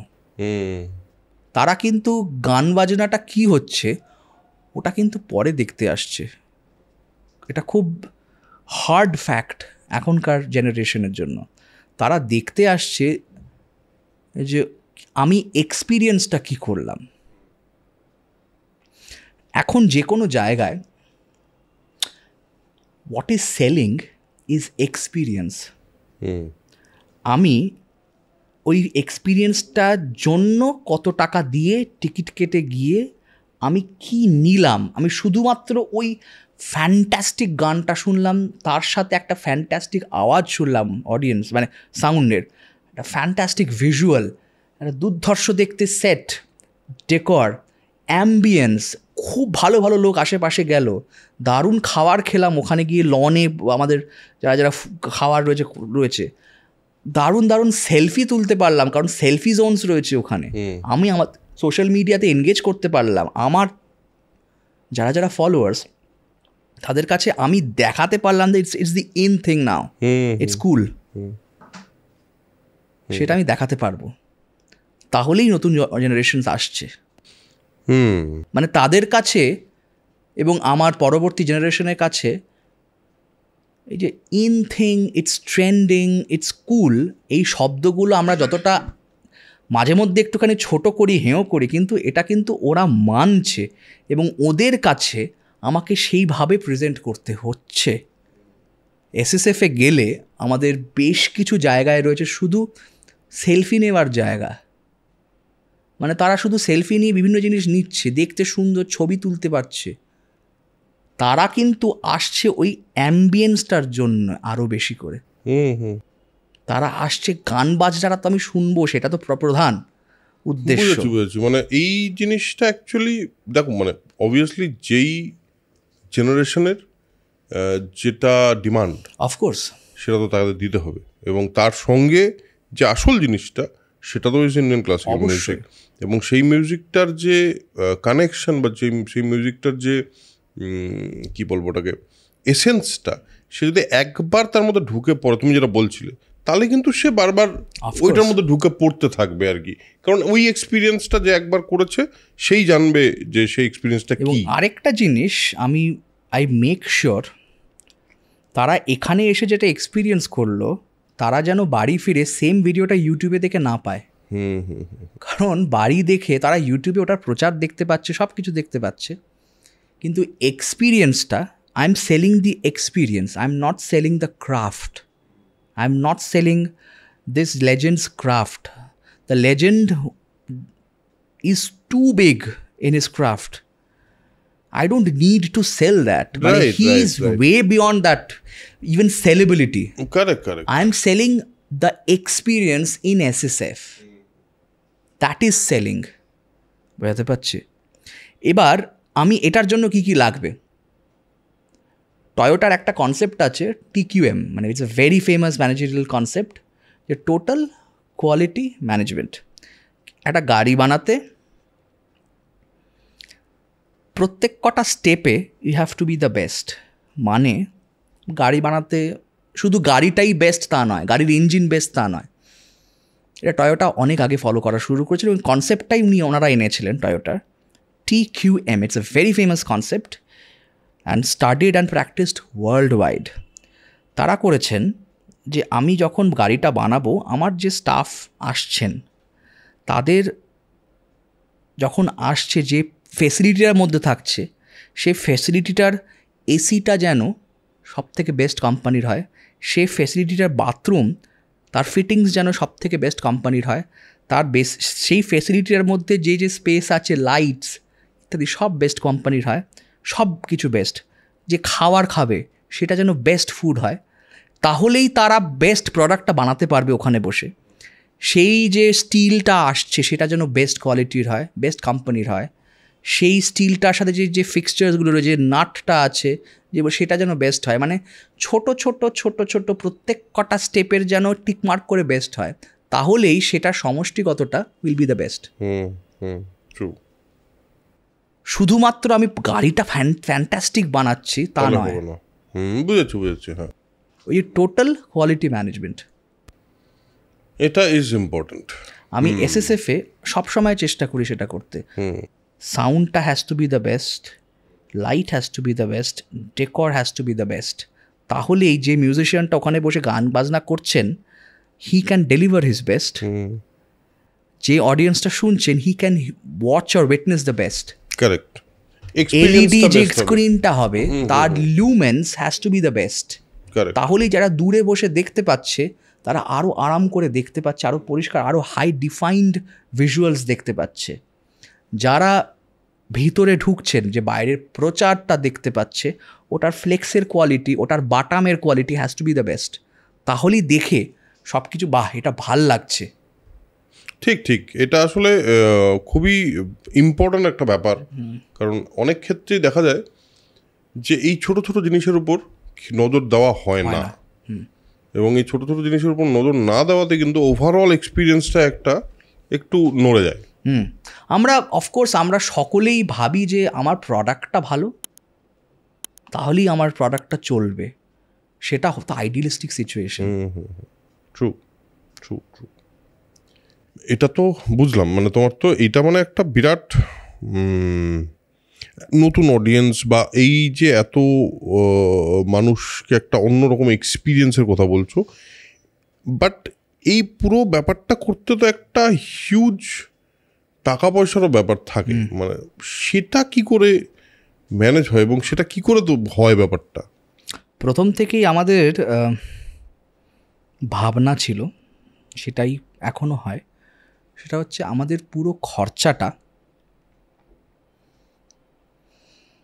থেকে যা হবে তার থেকে বেশ কিছুটা ভেবে রাখি তুলতে হবে, কারণ সেই এক্সট্রাটা যেটা ওঠা হবে that will go on the marketing of that event. তো আমাদের একটা মার্কেটিংয়ের বড় বাজেট থাকে, মানে মার্কেটিংয়ের বাজেটটা একটু বেশিই থাকে কম্পেয়ার টু অনেক কিছু। তাতে উপকার যেটা হয় সেটা হচ্ছে প্রত্যেক কটা আর্টিস্টের, প্রত্যেক কটা ফিগার যারা আসছেন, প্রত্যেক কটা উঠতি মিউজিশিয়ানস যারা পারফর্ম করছেন, মানে দে ডিজার্ভ নো লেস, তাদের মুখের পরিচিতিটা সাধারণ মানুষের কাছে আরও বেশি করে পৌঁছানো, সেটা আমাদের টার্গেট থাকে। এবার আমি যে বাজেটটা করছি, ধরো আমি 100 টাকা আমার বাজেট, আমি তুলব মিনিমাম 120 টাকা। এই 120 টাকার 20 টাকা will go on the extra marketing. একটা তো মার্কেটিং বাজেট থাকছে, অ্যান্ড বাকি 20 টাকাটা আরও বেশি মার্কেটিংয়ে যাবে। আমার টার্গেট কখনোই থাকে না just to sell the tickets through marketing. আমার টার্গেট সবসময় থাকে to recreate the brand value of SSF every year, যাতে লোকেরা ভাবে ইস এবার মিস করে গেলাম, সোল্ড আউট হয়ে গেল, পরের বছর যেন প্রথমেই টিকিটটা কেটে নিই। এইটা বোঝানো। এবার আমি তোমার প্রশ্নের উত্তরটায় আসি, কিভাবে টাকাটা তোলা হয়। এই টাকাটা মানে আমার প্রথমে সবাইকে আমি একটু বলতে চাই যে আমরা যারা ভাবি যে আমরা গান বাজনার অনুষ্ঠান করব, তার জন্য আমরা সহায়তা চাইব ফ্রম ডিফারেন্ট কোম্পানিজ, অর্গানাইজেশনস। তারা কেন দেবে আমার কাছে? আমি যদি তোমার কাছে, ধরো আমি একটা এরকম চেহারার একটা লোক, একটা ঠিকঠাক দেখতে লোক, তোমার কাছে এসে জাস্ট বলি, অরুণাভদা তুমি একটু আমাকে 1000 টাকা দেবে ধার? হ্যাঁ দিতে পারো। 1000 টাকা এমনি ডোনেট করবে, আমাকে এমনি 1000 টাকা দাও। তোমার ব্যাঙ্ক ব্যালেন্স XXXXXX যাই অ্যামাউন্ট হোক, তুমি কিন্তু 1000 টাকা আমাকে দেবে না, কারণ তুমি ভাববে যে কেন দেবো। প্রথম প্রশ্নটাই হবে কেন দেবো। আমার কাছে এসে যদি কেউ একটা ভিখিরি টাইপের লোক, আমি কাউকে জেনারেলাইজ ওরমভাবে করতে চাই না, বা যাদের এরকম ফাইন্যান্সিয়াল অবস্থা বা তাদের সেই পথটাই তাদের বাঁচতে হয়েছে, তারা যদি আমার কাছে এসে যায় যে তারা তো চাইবে একটা কিছু, তাদের কাছে আমি চাইলাম, আমি তাকে 1 টাকা দেবো, 2 টাকা দেবো। আমি কিন্তু 100 টাকাও দিতে পারি, 1000 টাকাও দিতে পারি, আমি কিন্তু 100 টাকা দেবো না, 1000 টাকা দেবো না। কেন দেবো না? কারণ আমি জানি ওই টাকাটার বিনিময়ে আমি কিছু পাবো না। আমাদের মাইন্ডসেট, মানুষের মাইন্ডসেট সবসময় কিন্তু তাই অধিকাংশ সময় থাকে যে আমি যেই টাকাটাই দিই সেটার বিনিময়ে আমি কি পাচ্ছি।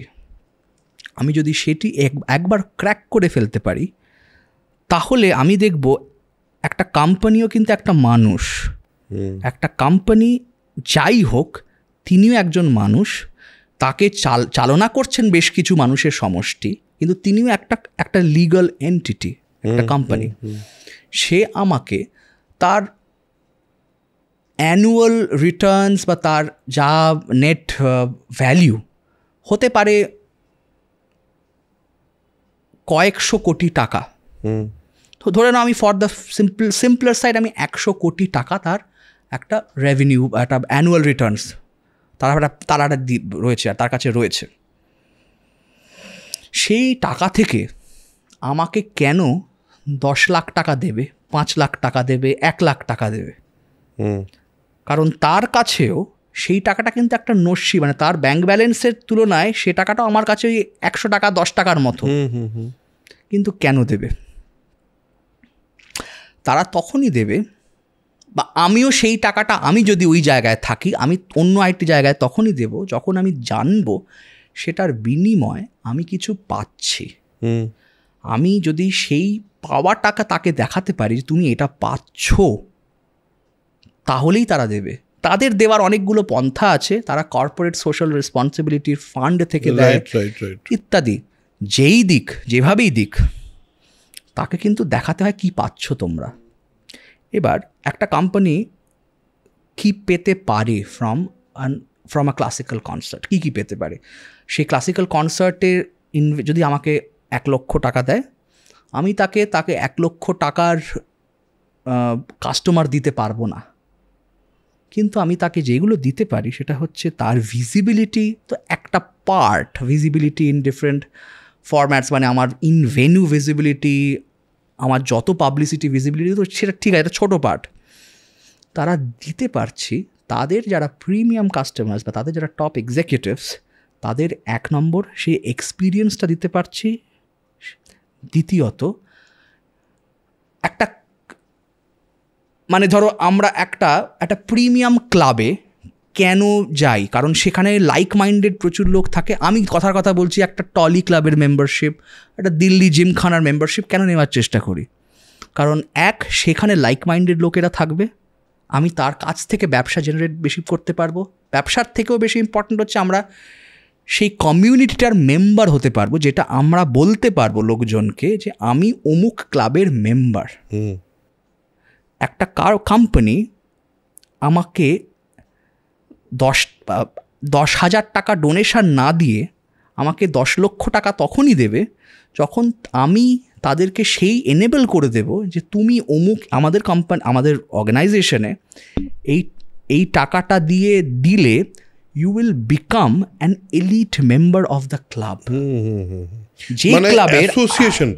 যেই ক্লাবের অন্যান্য মেম্বার হচ্ছে তোমার থেকে বা তোমারই মতো, তোমার থেকে বেশি বড় কোম্পানি বা তোমারই মতো কোম্পানি, রাইট, অফিসিয়ালস বা ওই কোম্পানিগুলো। ঠিক, তোমরা আসলে গান বাজনাটা তো একটা প্রধান জিনিসে তো পাবেই, ওটা তো আমি তোমাকে দিচ্ছি। এছাড়াও তোমাকে এই বেনিফিটস দিচ্ছি। তোমার লোগো ফোগো থাকবে, তো ছেড়েই দাও, ওটা তো তুমি এমনি ধরে নাও, ওটাতে তোমার উপকার আহামরি কিছু হবে না, তোমার একটা প্রেজেন্স থাকবে। কিন্তু এছাড়া you are the part of a fantastic club of elite people, যার কাছ থেকে তুমি ভবিষ্যতে তো ব্যবসা পাবেই, ওটা ছেড়ে দাও, কিন্তু তুমি ওই ক্লাবটার মেম্বার, ওই ক্লাবটার মধ্যে তুমি আছো, মানে it will add to your goodwill, value একটা অন্য ভ্যালু পাবে তুমি। একটা ক্রেডিট কার্ড কোম্পানি, একটা যে কোনো একটা বড় কোম্পানি, ধরো একটা অ্যামেক্সের একটা প্ল্যাটিনাম কার্ড কেন দিচ্ছে?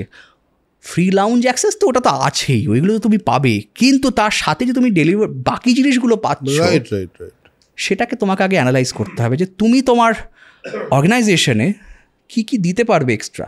কারেক্ট। যার জন্য অমুক লোক, মানলাম সে কর্পোরেট সোশ্যাল রেসপন্সিবিলিটির ফান্ড, সেই নামক ফান্ড থেকেই দেবে টাকা, কিন্তু তুমি তাকে আরও বেশি কিভাবে তাকে আরও ইম্পর্টেন্ট ফিল করাতে পারবে। মানে এখানে বিষয়টা হলো দুতরফেই বিষয়টা, যাতে মানে তোমার জায়গা থেকে যখন দুটো ব্র্যান্ডস কোলাবোরেট, এসএসএফ একটা ব্র্যান্ড, একটা কর্পোরেট ব্র্যান্ড যখন কোলাবোরেট করছে, যাতে ভ্যালুটা বোথ ওয়েজে ওই ইকুয়াল জায়গাটায় থাকে। কারেক্ট। হ্যাঁ, সো মানে আমার মনে হয় এতক্ষণে আপনারা যারা দেখছেন, যদি কোনো কনসার্ট করতে হয় বা এরকম কিছু করতে হয়, তার একটা মাস্টার ক্লাস হয়ে গেল মোটামুটি। আর অবভিয়াসলি তোমার first part of this podcast, musician ইন্দ্রায়ুধকে খুঁজে পেয়েছিলাম, সে সরে গিয়ে হঠাৎ এখন একটা MBA ইন্দ্রায়ুধ মজুমদার চলে এসেছে। কিন্তু আমার প্রধান পরিচিতিটা কিন্তু মিউজিশিয়ান ইন্দ্রায়ুধ, অবভিয়াসলি তাই, মানে সেটা আমার মনের সব থেকে কাছের, এবং তোমার জার্নিটাতেও তো সেটাই তাই, মানে তুমি ওই সাইডটাকে সরিয়ে রেখে মিউজিশিয়ানটাকে উঠিয়ে এনেছো। বাট এখনও তুমি যেখানে, the best part is of this, যে তোমার দুটো এক্সপার্টিসই আছে, মানে এই এক্সপার্টিসটাও আছে। অ্যান্ড তুমি সেটা মিউজিকের জন্যই ইউজ করছো। হ্যাঁ, দ্যাটস দ্য বেস্ট পার্ট। মানে এর চেয়ে ভালো আর কি হতে পারে? ওই যে প্রথমেই বললাম যে আমার দুটো দিক আমি একসঙ্গে কেন করতে পারবো না, সেই জন্যই তো আমি চাকরিটা ছাড়লাম। রাইট, একেবারেই তাই। এবং সেটাই তোমার এই এক্সপার্টিসটা যেভাবে কাজে লাগছে, আমার মনে হয় আমরাও একটা ছোট্ট ঘরোয়া বৈঠক করি ঘরানা বলে, আমরা 2-3টে বৈঠক করেছি। তো প্রথম কথা হলো, একটা ক্লাসিক্যাল মিউজিক ফেস্টিভ্যাল করার যে আনন্দ, সেটা কিন্তু একটা এক্সেপশনাল ব্যাপার। মানে ওটা ঠিক কাউকে বলে বোঝানো যাবে না যে ওটা কি, মানে কারণ তুমি যে এক্সপিরিয়েন্সটা দিচ্ছ লোকজনকে, তোমরা যে এক্সপিরিয়েন্সটা দিচ্ছ, সেটা দেওয়ার একটা আলাদা স্যাটিসফ্যাকশন আছে। মানে যখন লোকে দেখে বলছে বা দারুণ লাগলো, মানে ভাবা যাচ্ছে না কি এক্সপিরিয়েন্স হলো, এটা তো তোমার টাকা পয়সা, ভ্যালু ইত্যাদি ইত্যাদি সব কিছুর বাইরে। হ্যাঁ, সুতরাং হ্যাঁ, মানে এইটা যদি কেউ এটার যদি লত লাগ গই, ওটা যদি ইসকি আগর লত লাগ যাতি হ্যাঁ, তাহলে কেলেঙ্কারি আর কি। ওই ব্ল্যাক কফি প্রথমে কারোর ভালো লাগে না, কিন্তু একবার এই যে ব্ল্যাক কফিটা, এই যে দেখুন এরকম ব্ল্যাক কফি যদি লত লাগ যাতি তাহলে আমি সারা জীবনে আর মিল্ক কফি খেতেই পারবো।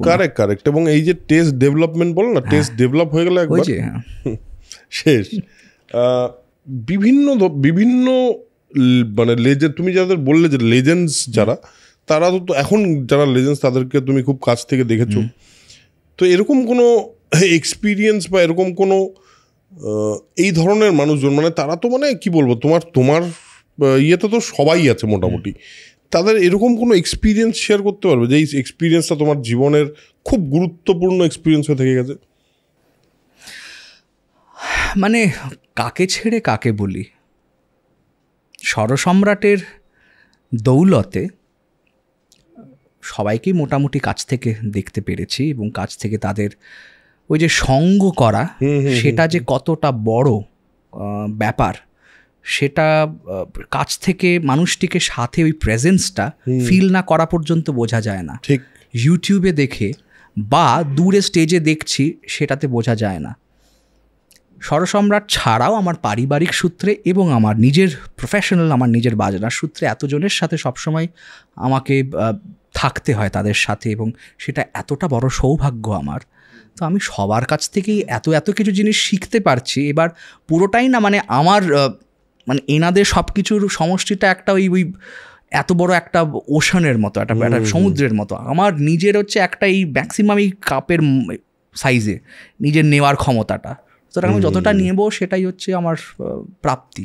এবং এটা খুবই ঠিক কথা বললো যে সান্নিধ্যটাই ইটসেলফ একটা অদ্ভুত শিক্ষা দেয়, যেটা এক্সপ্লেন করা যায় না। মানে আমি কি বলবো, মানে কাকে ছেড়ে কার কথা বলবো। সুতরাং হ্যাঁ, মানে এরকম শেয়ার করাটা একটা ইনস্টেন্সে ডিফিকাল্ট। আমি যেটা বলতে পারি সেটা অফকোর্স যে একটা লোক, একটা মানুষ খ্যাতির তুঙ্গে পৌঁছে এবং সেই খ্যাতির তুঙ্গে নিজেকে রেখে ফর দ্য লাস্ট 40-50 ইয়ার্স কীভাবে থেকেছেন, তারপরও একটা মানুষ কতটা স্বাভাবিক, কতটা গ্রাউন্ডেড, সেটি আমরা ওস্তাদ জাকির হুসেনকে শুধুমাত্র স্টেজ নয়, পিছন থেকে দেখে আমরা সবসময় শিখি। আমরা যারা গান বাজনা করি এখন, প্রত্যেকের মধ্যে একটু করে জাকির হোসেন নিজের মধ্যে রয়েছে, এবং আমি অস্বীকার করব না, এবং আমার বলাটা মিথ্যে হবে যে আমি নই, আমাদের প্রত্যেকের মধ্যে একটু একটু করে ইচ্ছা হয় যে একবার একটু কোনো না কোনো সময় জাকির হোসেনের মতো হয়ে দেখি। কারণ লোকটি শুধুমাত্র অ্যাজ আ মিউজিশিয়ান শিখিয়েছেন তা নয়, লোকটি অ্যাজ আ মানুষ যা শিখিয়েছেন সবাইকে সব সময়, মানে সেটা বলার কথা নয়। আমি কোনটা ছেড়ে কোনটা বলবো, এটা খুব রিসেন্ট অভিজ্ঞতা বলি, সেটা 2000 স্বরসম্রাটে নয়, স্বরসম্রাটের অভিজ্ঞতা তো প্রচুর আছে, আমারটা মানে আমি শেষ করতে পারবো না। আমি এটা খুব মানুষ হিসেবে ওস্তাদ জাকির হোসেন কীরকম ছিলেন সেটার একটা ছোট্ট অভিজ্ঞতা বলি। যে পণ্ডিত স্বপন চৌধুরী কথা আরেকবার আসছি, ওনারই 80তম জন্মদিন সেলিব্রেশন হয়েছিল, ওনার স্টুডেন্টরা করেছিলেন সান্টা ক্লারা কনভেনশন সেন্টার ক্যালিফোর্নিয়ায়, ওই সিলিকন ভ্যালিতেই ওখানে। সেখানে 3 দিনের একটি ফেস্টিভ্যাল হয়েছিল 2023-এ শুরু হয়েছিল সেই ফেস্টিভ্যালটা। সেই প্রথম বছরের ফেস্টিভ্যালটাতেই আমার সৌভাগ্য হয়েছিল বাবা, আমি এবং পণ্ডিত তন্ময় বোস, তন্ময় কাকু, আমরা 3 জন একসঙ্গে পারফর্ম করেছিলাম একটি দিন। প্রথম দিন পারফর্ম করেছিলেন জাকিরজির সোলো ছিল। বাজনাটা ঐশ্বরিক বাজনা বাজিয়েছিলেন। আমার ক্ষমতা নেই সেটাকে ডিসক্রাইব করবার এবং সেটা বোঝবারও, কারণ বাজনাটা শুনে আমি শুধু একা নই, আমরা সবাই মোটামুটি কেঁদে ফেলেছিলাম, মানে ভ্যাঁ ভ্যাঁ করে কেঁদে ফেলেছিলাম আর কি, একটু নয়। এবং স্বপন জেঠু সামনে ছিলেন। স্বপন জেঠুর কে ভালোবেসে, স্বপন জেঠুর আর্টটাকে শ্রদ্ধা জানিয়ে জাকিরজির যে প্রেজেন্টেশন, ওনার সেই খ্যাতির তুঙ্গে থেকে এত ভালোবাসা সবসময় উনি প্রকাশ করেছেন রিগার্ডিং স্বপন জেঠু এবং তারই অনেকেরই। তো সেটা সবসময় দেখেছি। এবার যেটা পয়েন্টে আসি, যেটা উনি বাজনাটা ওরকম 2 ঘন্টার মতো বাজিয়েছিলেন। বাজিয়ে definitely when Ustad Zakir Hussain is somewhere, he is mobbed, pretty much mobbed. একদম। এবার একটা ছোট প্যাসেজওয়ে ছিল from the stage to the green room exit, যেখানে গাড়িটা পার্কড রয়েছে। ওই এক্সিটটা অবধি যেতে জাকিরজির মোটামুটি 0.5 ঘন্টা কি 45 মিনিট লেগেছিল। এবার যেতে যেতে কথা সেরকম হয়নি। এবার আমি যেটা করেছিলাম, খুব স্বাভাবিকভাবে ওখান থেকে বেরিয়ে আমি এবং নীলাদ্রি কুমার, নীলাদ্রিদা আমরা ছিলাম, ওরা ওখান থেকে বেরিয়ে, এবং টনিজি ওনার স্ত্রী, আমরা বেরিয়ে বাইরে কথা ওয়েট করছি জাকিরজি আসবেন গাড়িটার সামনে। এবার আমি দেখলাম উস্তাদ Zakir Hussain with all his flamboyance coming out of the venue, extremely exhausted, কারণ উনি তখন একজন যথেষ্ট বয়স্ক একজন শিল্পী মানুষ হিসেবে, বডিটা তো বয়স্ক, সেটাও এসে উনি বেরোলেন। বেরিয়ে খুব মিষ্টি করে পকেট থেকে নিজের গাড়ির চাবিটা বার করলেন, বার করে গাড়িটা পার্ক ছিল একটি BMW, ওনার ওখানকার গাড়ি, সেই গাড়িটার সামনে গেলেন। এবার আমি জাস্ট তাজ্জব হয়ে তাকিয়ে রয়েছি। এখন একটু অল্প বিস্তর কথা বললাম, কিন্তু বলে আমি তাজ্জব হয়ে তাকিয়ে রয়েছি। উনি দরজাটা প্রথমে নিজের হাতে, কিন্তু একটা শাল রয়েছে, আমি ওনার বুকেটা ধরে রয়েছি এবং কিছু জিনিস ধরে রয়েছি, ওনার ওনার আই থিঙ্ক কেউ একজন, ওনার তবলার কেসটা ওনার গাড়ির পিছনে তুলেন। প্রথমে ডিকিটা খুলে দিয়ে গাড়িতে তবলার কেসটা ওঠানো হলো। তারপরে উনি নিজে ওনার ড্রাইভার সিটের পাশের সিটটার দরজাটা খুললেন ফর হিজ ওয়াইফ, ফর টনিজি উঠলেন, উনি বন্ধ করলেন। তারপরে দরজাটা খুললেন ফর হিজ ডটার,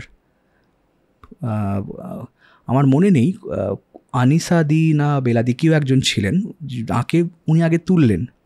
উঠে তারপরে আমাকে বললেন ফ্যামিলি ফার্স্ট। তারপরে নিজের দরজাটা আমি খুলে দিলাম উনি ওনার জন্য। হয়তো উনি উঠলেন, উনি চালালেন গাড়িটা। উনি অতক্ষণ বাজিয়ে 2 ঘন্টা বাজিয়ে, সকালে এসেছিলেন সাউন্ড চেকে করে, 2 ঘন্টা বাজিয়ে এতটা টায়ার্ড হয়ে গিয়ে আবার 2 ঘন্টা ড্রাইভ করে বাড়ি ফিরলেন। তখনও উনি শিখিয়ে দিলেন যে family first, how to respect ladies, বাড়িরই হোক না কেন, কীভাবে সম্মান দিতে হয়। সেটা কিন্তু আমি যখনই আমার স্ত্রীর সাথে কোনো না কোনো সময় ঝগড়া তো সবারই হয়, কিছু সময়ের পরে আমি নিজেকে রিয়েলাইজ করি যে এখানে জাকিরজি থাকলে কি এটা করতেন। কারণ এই কয়েক মাস আগেই আমি ওনার ক্যালিফোর্নিয়ার বাড়িতে ওনার স্ত্রীর সাথে, ওনার চলে যাওয়ার পরেই কথা বলতে বলতে ওনার স্ত্রী বললেন যে জাকিরজি কখনও ওনার স্ত্রীকে একটু রেগে গিয়েও কখনো কথা বলেননি, মানে একটু জোরেও কখনো কথা বলেননি। দুর্ব্যবহার তো দূরের কথা। এবার সেটা শুনে অবধারিত আমার স্ত্রী আমার দিকে তাকে এবার তখন আমি ভাবলাম যে সত্যি তো, এটা যদি উনি করতে পারেন আমরা কেন করতে পারবো না। এগুলো আসলে মানে আমার মনে হয় এই সমস্ত লেজেন্ডসদের সামনে থেকে দেখার সৌভাগ্য সত্যি একটা সৌভাগ্যেরই ব্যাপার। আমার জীবনে যেমন কয়েকটা দুঃখ থেকে যাবে সারা জীবন, পণ্ডিত ভীমসেন যোশীকে সামনে থেকে না শুনতে পারা। উস্তাদ জাকির হোসেনকে মানে শুনেছি আমি অনেকবারই, 3-4 বার শুনেছি, বাট সামনে থেকে মানে আলাপ করার বা দেখা করার সৌভাগ্য হয়নি। পণ্ডিত রবিশঙ্করকে লাইভ শুনতে পারিনি, এই সমস্ত কিছু দুঃখ থেকে যাবে সারা জীবন।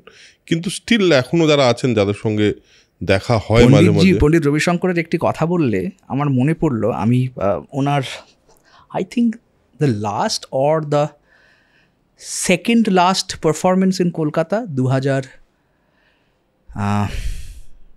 সম্ভবত 10 বা 11 ক্যালকাটা ক্লাবের লঞ্চে হচ্ছে।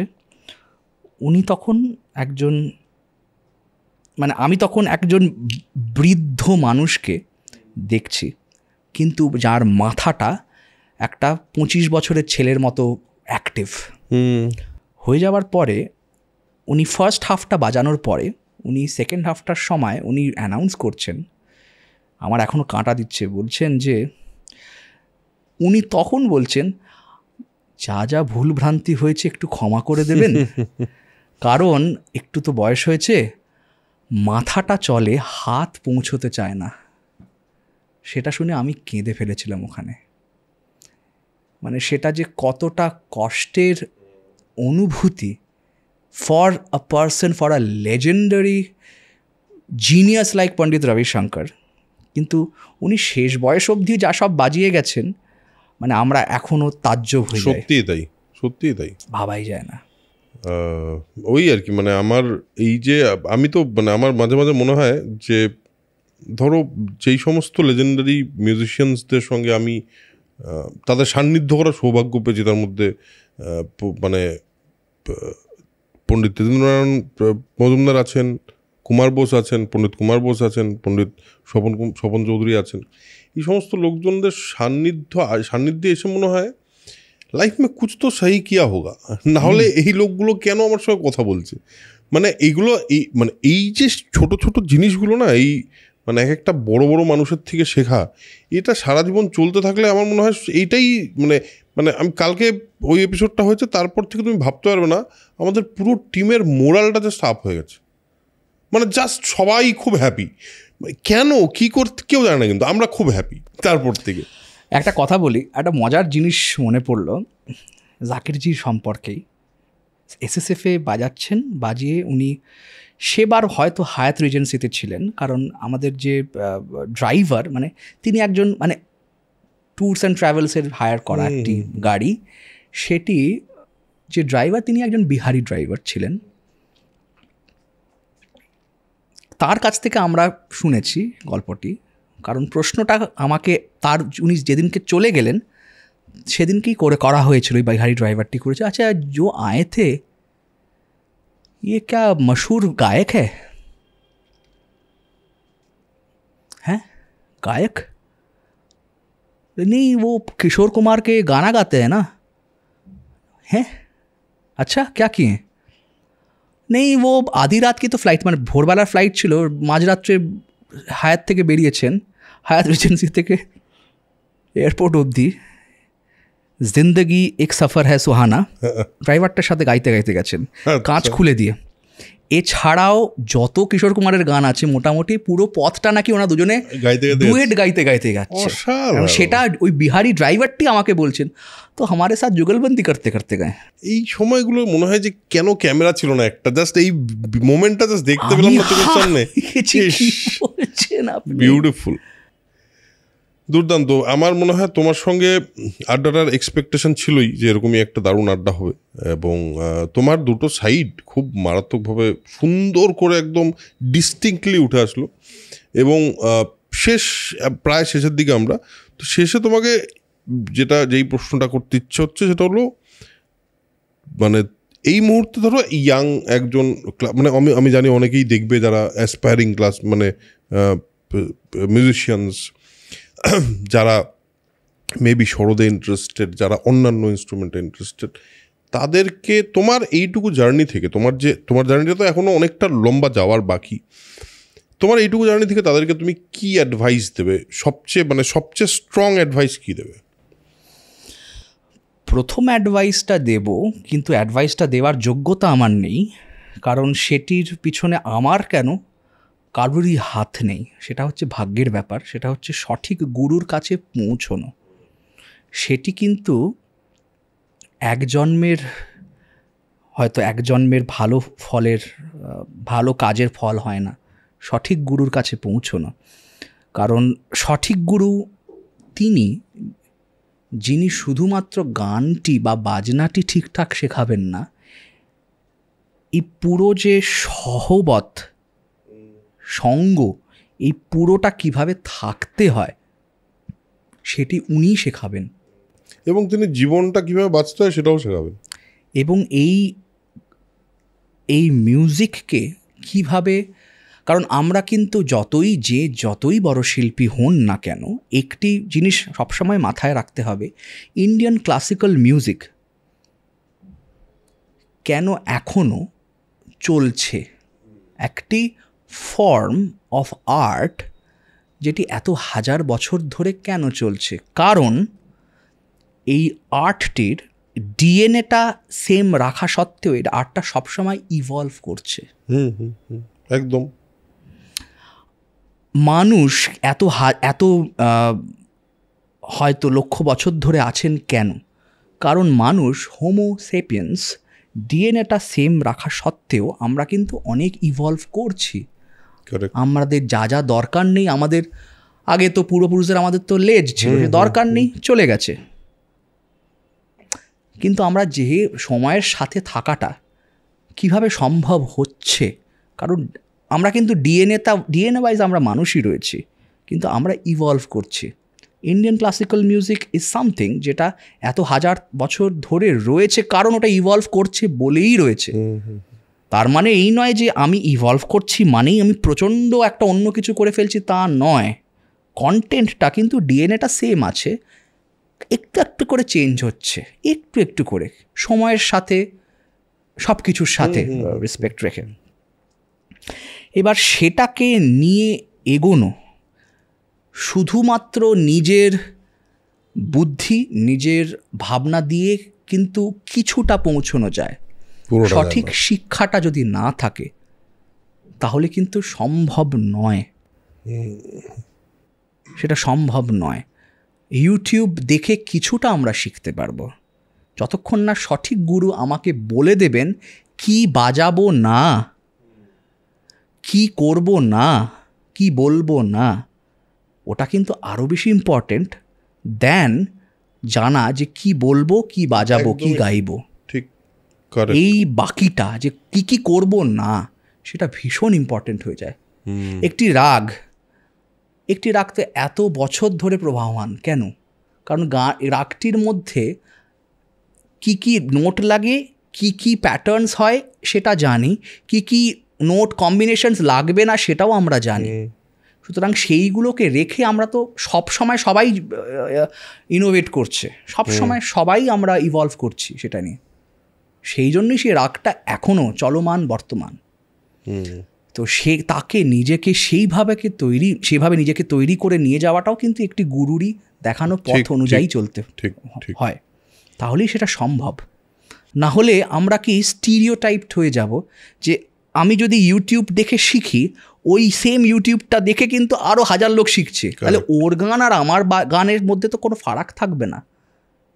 নিজের অস্তিত্ব, নিজের গান বাজনা, নিজের ডিজাইন, নিজের স্ট্যাম্প, সেটাকে বানানোর জন্য যে শিক্ষাগুলো দরকার সেটা গুরুই শেখাবেন।